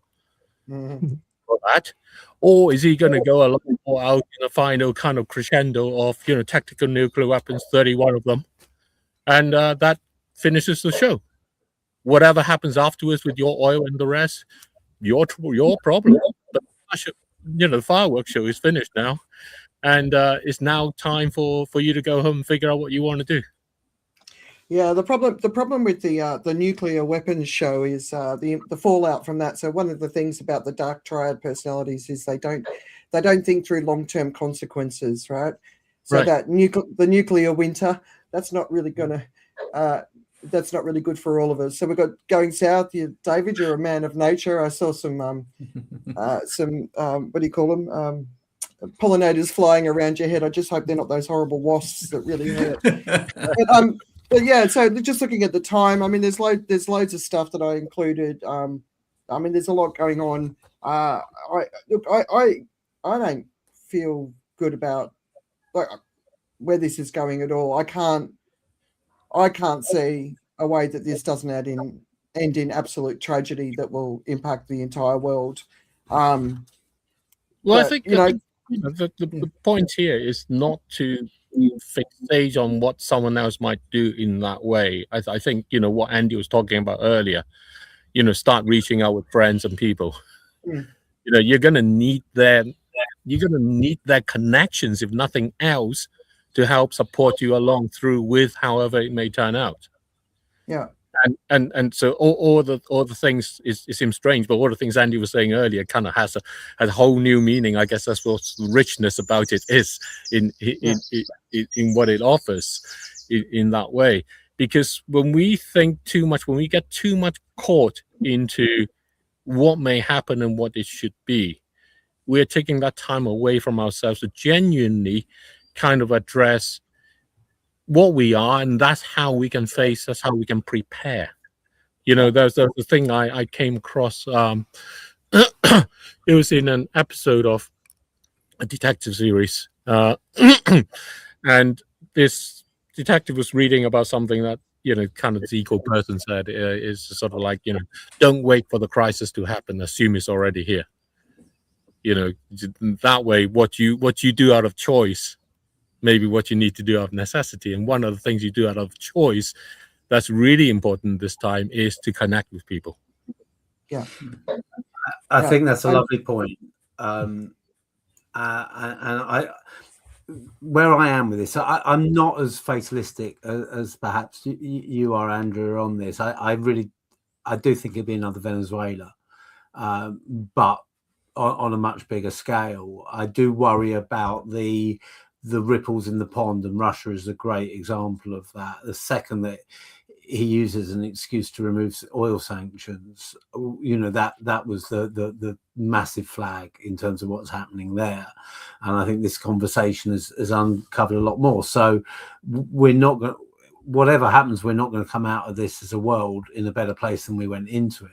That's for sure. I am perhaps a little bit more optimistic about how it will end. I do think it will peter out.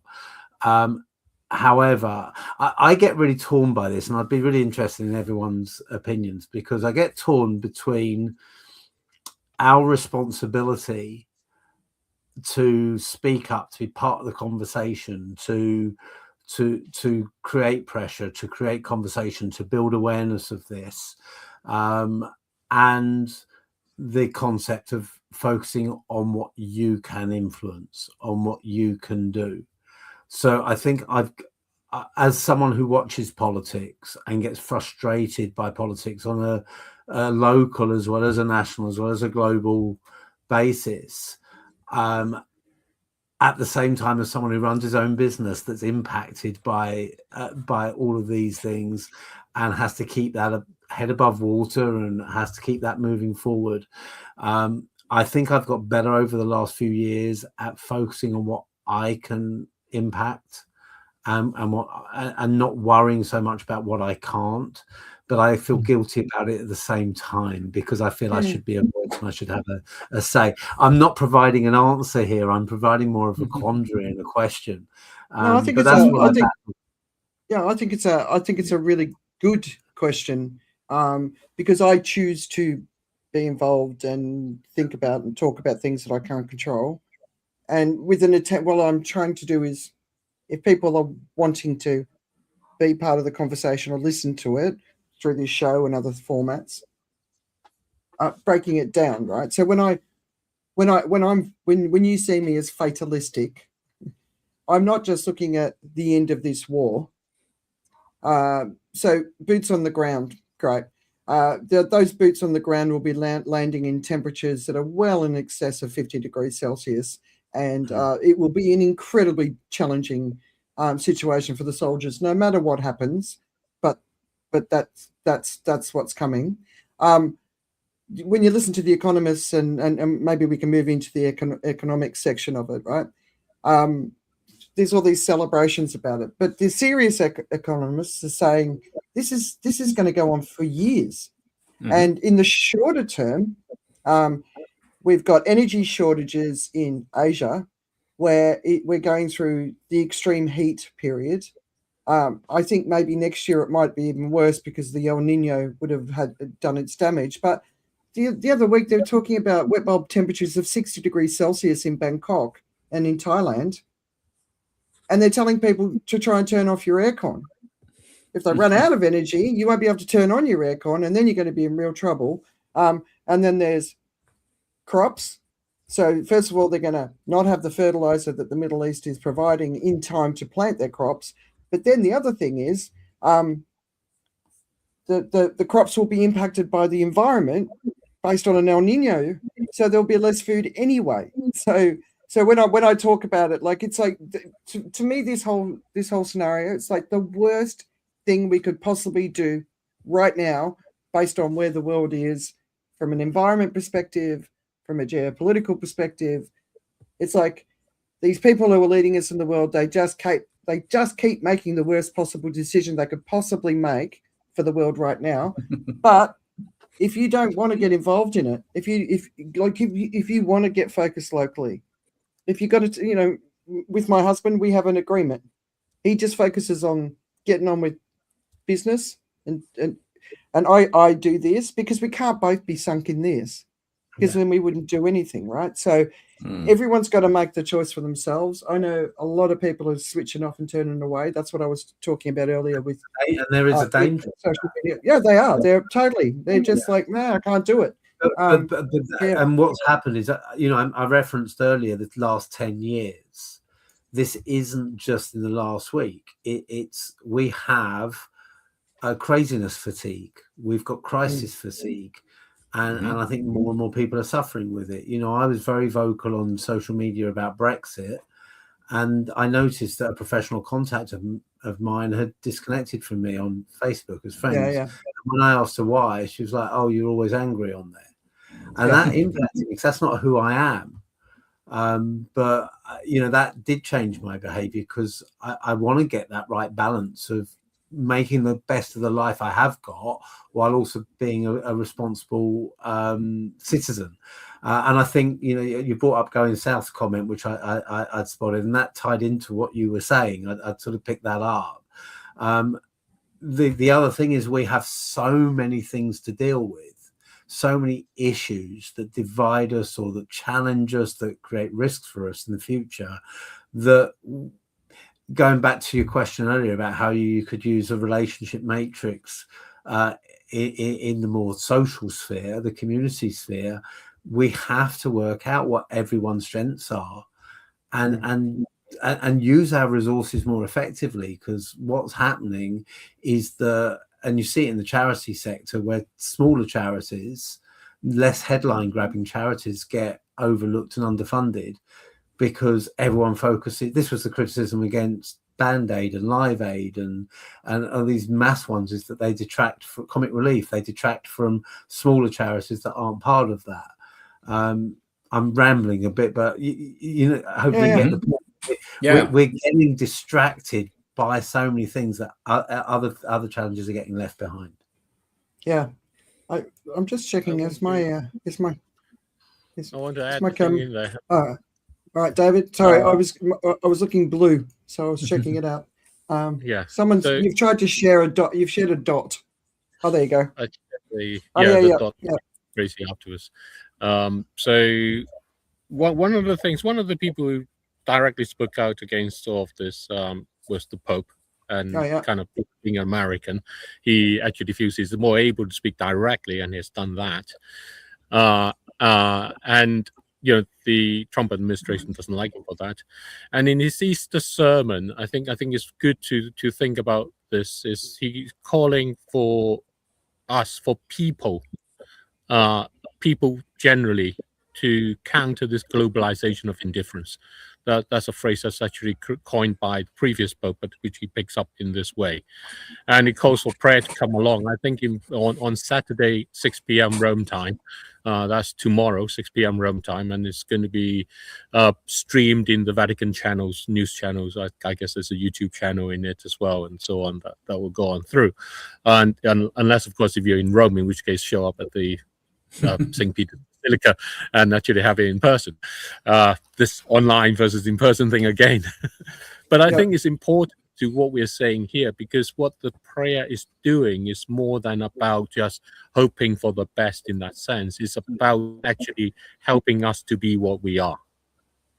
That's what that does. First of all, it actually engages ourselves with what we are in that way. And that allows it to come through in different ways in the situations we find in the businesses and messages that we may send to each other and all the rest of it. And it doesn't necessarily say this won't happen.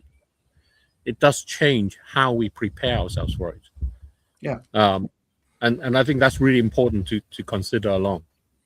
Can I just challenge a little bit on that, if that's okay, David? With as an atheist, with all due respect to your religious beliefs, I think if the Vatican's providing a place for people for reflection when they need it, great.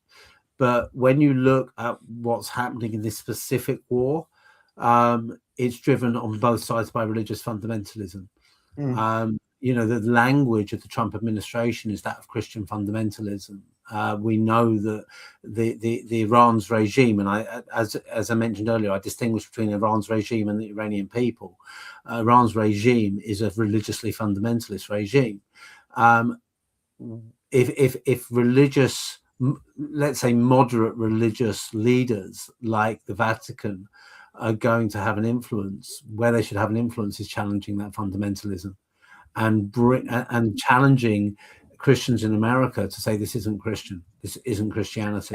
And they do, and he does, and he has done that explicitly, and that's exactly what has brought on this. I heard his comments. I heard his comments last week. Sorry. But I think the point again here is that actually, when we do that, we set up differences. We set up, this is the religion, this is that, and this is the other. What will see us past this? The way to engage past the differences. Those differences will always be there because they were there back in the time of the Inquisition. They were back there in the time of the Crusades. They were there in, so many centuries back. What takes us forward is how we actually do engage with the differences rather than to point them out as opposite sides and separate them in that way. And that's where this comes in. That's where it comes in as to what we are. Are we the ones who wish to stand out and engage with the differences? Or do we point them out and say, they are the foundation of it, therefore we mustn't engage with it? Yeah, so one of the ways I look at it, so David's a committed Catholic. I was one. I'm more aligned with you these days, Andy, but I have great respect, especially for the current Pope and the last Pope with their programs like Laudate Si, and I think they've got the most amazing opportunity to create great change in the world, and they're doing amazing things, right? the problem we have with religion isn't any particular religion, it's the extremists within religions. So Christian Zionism, Jewish Zionism, Hindu nationalism, Muslim extremists, even the bloody Buddhists have got extremists these days, right? So we've got extremists everywhere. Yeah, and they're running things, and that's what we need to get under control. And I think the Catholic Church is doing it. So one of the big pieces of story, big pieces of news was the Catholic Church is being threatened by the US. So, you know, this whole imperialism threat from the US to the rest of the world, you know, and we're seeing it. That's exactly what we're seeing. They're going to do what the hell they want because they're the superpower. But the Avignon papacy, I don't know if people know what that means. It's when the French court in it was 1309 to 1377. I think it was 7 popes had to live in France, in Avignon, rather than in Rome, and apparently it's an intimidation message. And I've seen some really good memes that there's a phone call. They're gonna send a nuclear bomb towards the Vatican and take it out, right? But the biggest story is how do we all feel? How do we all cope? How do we all deal with this time? And what we talk about every week is everyone's got to do what feels right for them. If you don't feel that you can get in the fight, like I won't get into fights with deniers. I couldn't care less, right? I see people engaging in those fights every single day. Couldn't care less. I just try and do a pulse of education every day. I'm sharing something. I try and do it in language that doesn't piss people off, so I don't get those phone calls, Andy. I try not to do the outrage because my belief is if you're constantly sitting in your emotions when you're communicating, you're not going to be an effective communicator. So you've got to take the emotions out. Just a pulse of information. This is what's going on, everyone. Pay attention to this. This is what's going on. So that's my job. So in your eyes, I'm an information person. Yeah. Other people do different things. So we've got, there's no one way to be, and there should be no guilt. And if you want to check out and just go and sit in a mountain and get stoned, you should be able to do that too. Right. So I think everyone's got to do what they've got to do at this time because it is an extraordinary time. And it's a time that we've all been predicting, but it's just come at us in a different way. And like Going South said, it's a diversion from the true crisis that the world is facing. And I think the El Nino, when it really kicks in, is going to prove that to be exactly right. I know. Final thoughts on this one before we go to the economy, because I want to get a quick take on that. I would just say it's not diverting from the climate crisis; it's adding to it. You know, talking about all these rockets we're firing into the sky. There's a climate impact of everything that we're doing at the moment. Massive. All right, so I'm going to put Richard on stage. Oh, so every time Trump opens his mouth, the markets change, right? Yes. When you listen to serious economists, they say no matter what, this is not a short-term thing. This is a long-term thing, and yet we see Wall Street jumping up and down. There's so many people who are losing credibility, and these are people that shouldn't deserve credibility. But what's your take when you watch what's going on? There's an immaturity in the market that just I don't know. Perhaps the word would be immaturity. I also think it's a lot to do with opportunism and nothing else. And it's quite hard to believe that the US stock market has now been up 7 days in a row, given what's going on. It's quite staggering. 7 days in a row is a long sequence. Only happens about once a year, twice a year, perhaps. But there is an enormous belief, I think, in the market that you should always buy the dip because it has worked for 20 years. And this is a meaningful dip, so we buy it. And then we shape a narrative around the fact that we have bought the dip, and hence it's not going to be too bad. I think that kind of thesis is colliding with the reality, because I think, largely speaking, economists have got it right. The economic impact of what's going on is going to be profound and long-lasting, because you're crashing into a physical reality that there isn't energy available. I believe the last tanker from Qatar with LNG arrived this week in Rotterdam. After this, there is nothing coming from Qatar to Europe in terms of gas. So you will be wholeheartedly reliant on Russian gas if you're European now. The oil prices that are being quoted in the press are either for WTI, which is American oil, being deposited in one of 5 places, or is for European oil, Brent. Well, none of those are actually what's the problem here, because it's Saudi light or similar qualities.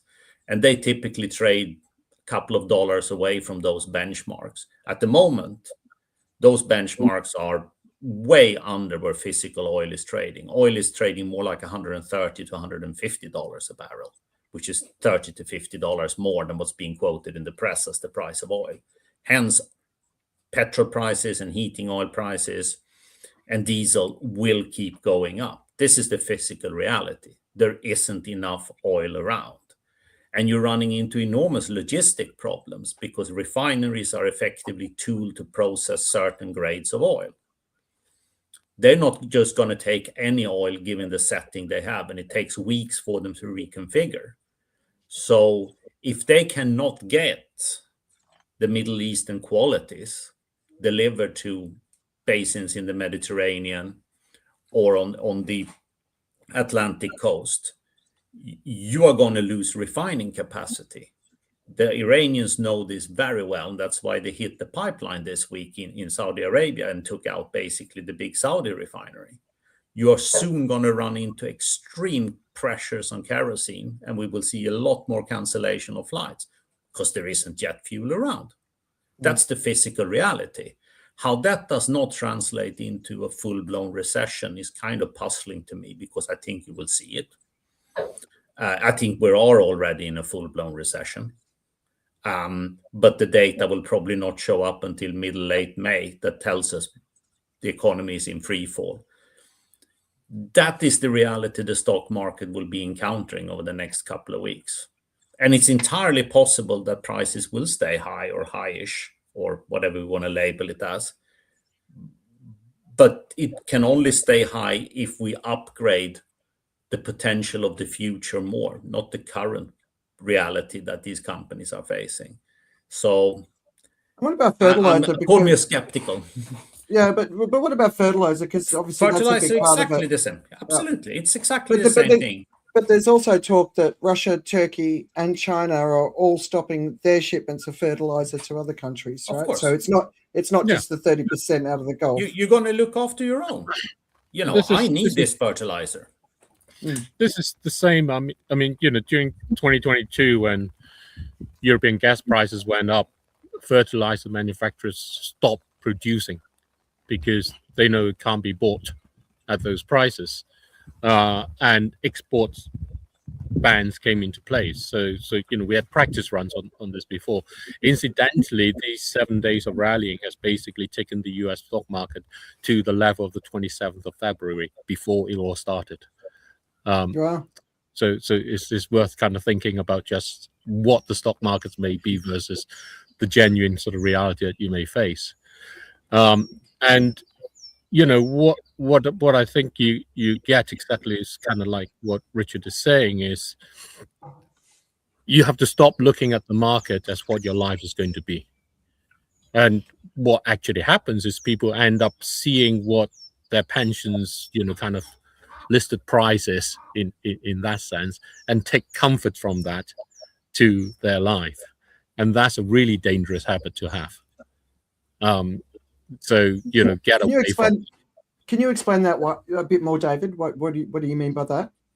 Well, we're April. We've just gone past April, so you know the tax year is over. We're going to start seeing kind of letters coming, especially in the UK where I am, that sort of says, you know, your pension contributions equates to this much and so on.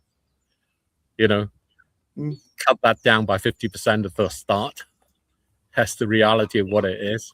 Two things happen in times like this: your liabilities go up and your assets go down. That's the thing to remember, basically.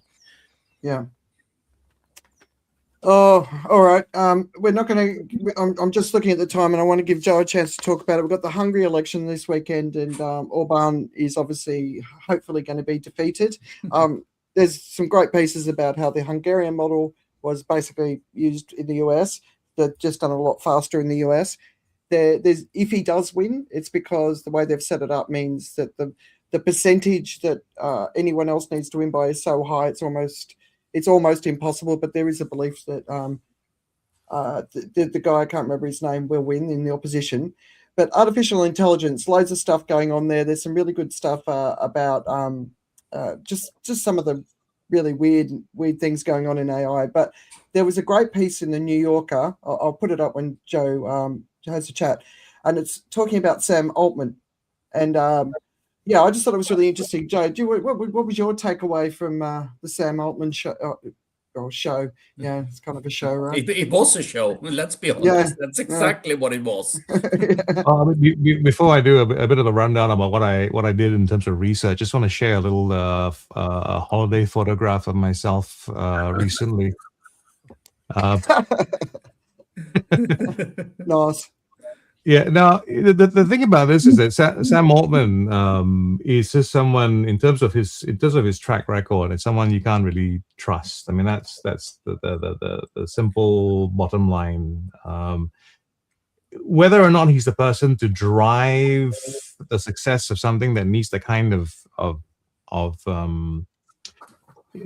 you need a really distorted sense of self and belief as well. I think he's also the right person for it. As in, like, if you look at the article, basically was referring to a lot of his history and what his past was, and in terms of whether or not he should have even been taken on board as a CEO based on what he was doing in the previous roles in previous companies.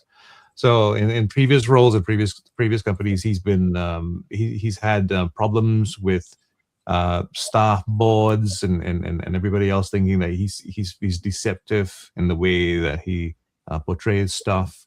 I think one of the companies that he was with is a British-based company where the CEO of the company had to fly all the way from the UK to New York just to fire him because up to that point he was calling himself some kind of a chairman of that particular organization as well. And so, you know, it came down to those kinds of shenanigans. So he's got a history of that in his past. But at the same time, you also have this combination which makes for the personality that can create the kind of activity like what's happening at ChatGPT for now. You know, that is it's a very tough combination. It really is the kind of thing that you think about as well when you refer to people like Steve Jobs, who were capable of doing incredible things and also at the same time being very cruel, and how they did things. They weren't always the best combination of people. You know, you wouldn't want them for a son, that sort of thing. And I think Sam Altman is in that category. And in terms of what he's done in terms of recent changes, and in terms of what has been found out about him as well. One of the big things that I think was a shock to everyone in OpenAI was the position that he had, that basically was initially that he had no commercial interest, or he did not have any commercial interest, I think, in the way OpenAI turned out. I mean, that was the way I think he testified to that in Congress. And then how it was accidentally found out that the way OpenAI had been structured is that its entire investment fund actually sort of belonged to him. Yeah. So it was one of those things where, yeah, it's like the CEO who says, I'm only taking $1, and then when you find out that deeper down and buried within the system is like, yeah, I'm only taking $1 of salary because I own the rest of it as well. So that kind of behavior would normally lead to the ouster of someone like that, but it did not, and it really is. You know, it's one of those things where I think there's so much vested in this. It's the old thing about too big to fail. So AI is that category, which is, you know, it really is too big to fail. They from a legal perspective, OpenAI went through this thing where they were fail safes that were built in legally into the system, and where they could legally have removed Sam Altman, and they did. And it was leverage in all the other forms that actually reversed that decision. And within the organization as well, it has to be said, is that there were also a lot of people who felt aligned with Sam Altman. People who may not have necessarily shared his real vision.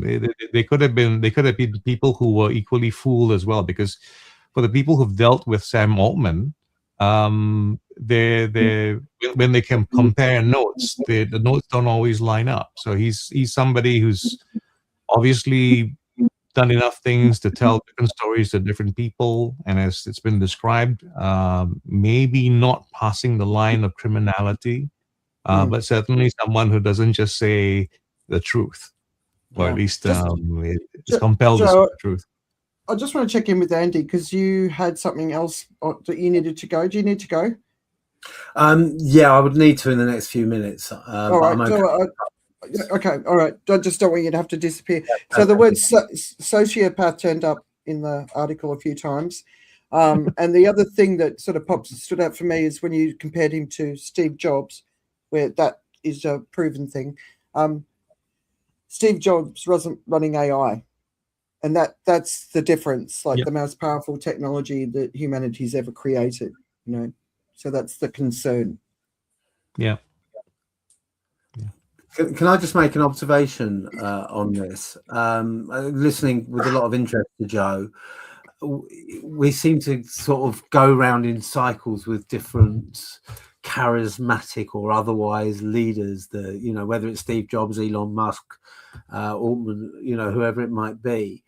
And there's a fundamental problem that I think is becoming more and more obvious in the way our systems, our democracies, our societies are set up, and that is we are built in the West on values of aspiration, of celebrating individual achievement, and by doing so, we have not created any fail safes to stop the Lex Luthors of this world getting to that level. And that, we've been spending a lot of today talking about that in the political sphere, but actually it's happened in the business sphere. And it's always been there. You can go back to the magnets of the railroads and so forth over the years, banking magnets as well. But I don't know if those people, while they accumulated massive wealth, had the ability to impact society to the level these tech guys do now. And it's spiraled out of control, and we don't have a break because our values as a society do not allow us to put a break on them.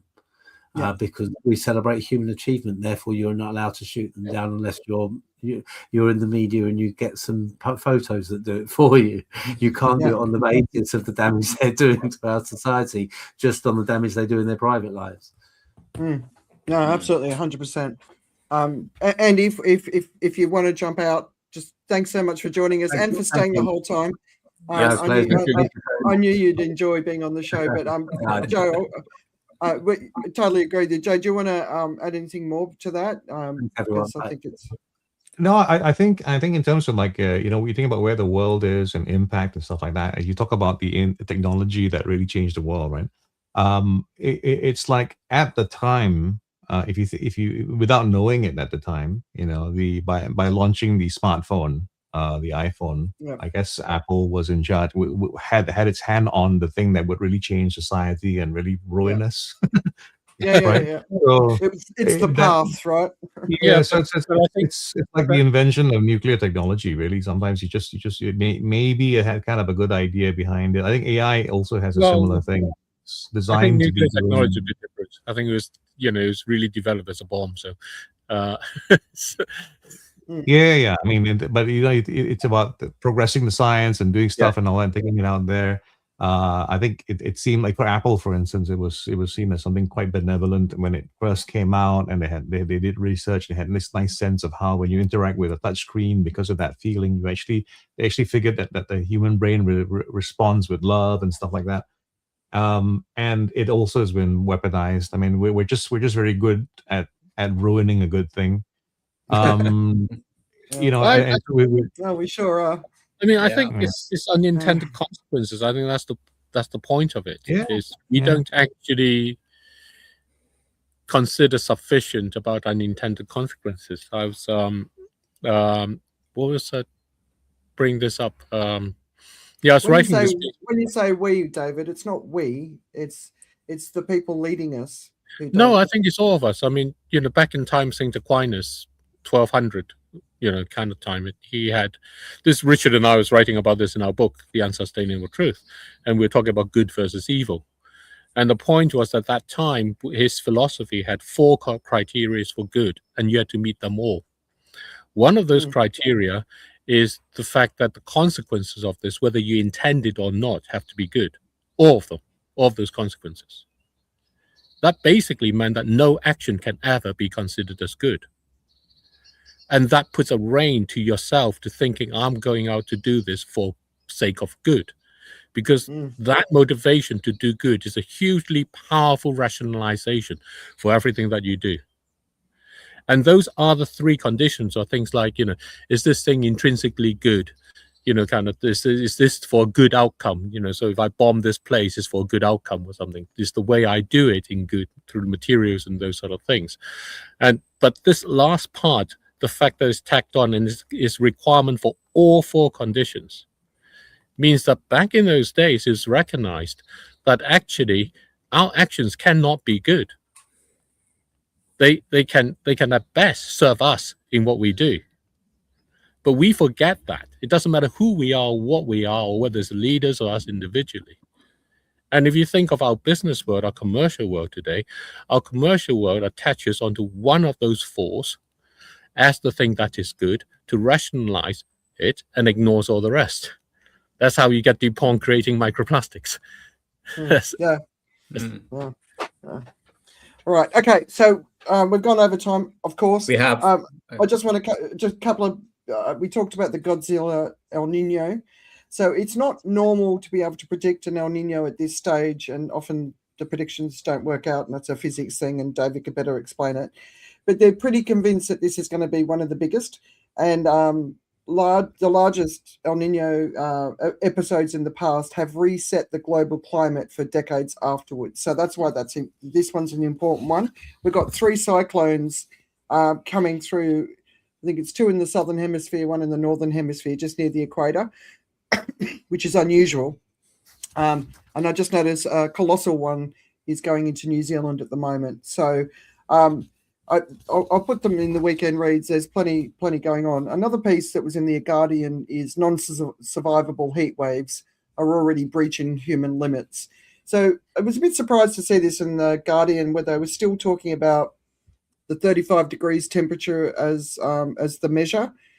So scientists dropped that down to 31. It was a few years ago now. I've seen people in the Northern Hemisphere commenting on this news saying that they're surprised by it. I'm not. It's really hot here, isn't it, Joe? You know, seeing wet bulb temperatures of 60 degrees Celsius in coming up in Thailand, I'm just so horrified by this. But the older generations obviously are most at risk. Younger people too. I just really want to encourage people to educate yourself about wet bulb temperatures, what it means. It can also be called the heat index. You've always got a feels like temperature on your app where it tells you the actual temperature as well as feels like.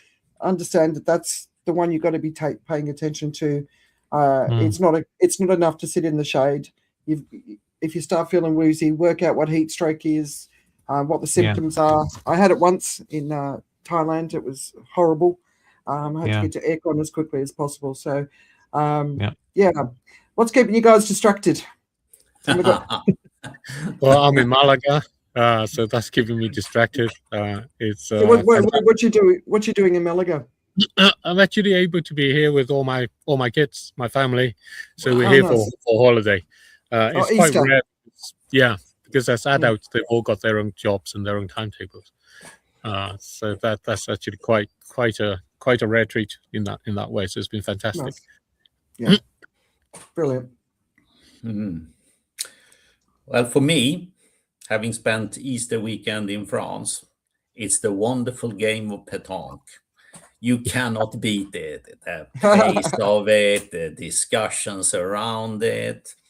It's a fabulous pastime, and it encourages you to do some serious thinking while you're playing as well as having a drink or two. It's a great game. That sounds perfect. Yeah, the concept of slowing down, right? Exactly. It has to be played slowly. You cannot rush it. Yeah. So, and so much of our life is not about slowing down. So yeah, Joe. Yeah. Well, I don't know if you've had a chance to hear about or see the movie itself, Project Hail Mary. Have you heard anything about that? Heard? That sounds like the planet at the moment. One of my lads watched it. I haven't seen it yet. Yeah, good. Yeah, great movie. And I think it was a fun movie. And then what I found myself recently doing is I've started on the audio book. So I'm a terrible reader in the usual sense, but I'm embarked on this 14-hour journey of listening to the audiobook, which is actually really well put together with some very interesting things. So if you watch the movie, you'll enjoy it some, and then if you listen to the audiobook, you'll hear some even bigger stories. And I actually found myself thinking a lot about you, Andrea, in terms of, and I'm sure the rest of you as well would find some of the ideas in there quite interesting, because there's a basis to the science that they employ on in terms of what's happening on Earth, the big problem that they have, that they're all working together to solve. And then, of course, there's a whole science fiction of it all. So it involves some interstellar travel and things like that, but all well motivated. I think you'll enjoy it. Interstellar. It's been compared to, or at least described as Interstellar meets E.T. And I think there's something in that. Okay. Yeah. Going south. Have you played it, Richard, in Copenhagen? No. Okay. No. All right. No. I think I thought one of the founding members of Extinction Rebellion, if I got that right. Going south, right? Okay. So I finished the TV series, as well as Deadlock, the second one. Thank you so much for introducing me to that. That is just so my bag. The other Bennett sister, have you guys seen that being advertised about? I've seen the advertise, yeah. I haven't worked out how to watch it yet, but it kind of got me into a bit of a sort of a classics, where I was watching like movies like Pride and Prejudice, and it was quite lovely. But last night I started watching a series called Rooster with Steve Carell, and it's I'm only three episodes in, but very funny, very clever. I think it was on HBO Max, but sort of a middle-aged man sort of going through all sorts of personal crises, but kind of the shrinking kind of level of intelligence and humor. So it's called Rooster, or The Rooster, but I think it's Rooster. But I think I can hear a rooster or a chicken somewhere around David. But yeah, so that might there's a bird in the background that's quaking. I'm not sure what kind of bird it is, but it's definitely quite loud. But we've heard some lovely birds. All right, everyone. Thank you. Thank you very much. Lots to cover as always. We didn't get through everything. Indeed. Some good discussions today. We're not going to be here next week because my younger son Jax is graduating from school, and big day. I've got to be big there day. for that. So, but we'll see you in 2 weeks. Indeed. And hopefully the world's still here at the end, right? There is some hope. We'll be here. In what form is the question? Exactly. All right. Bye, guys. Indeed. Take care.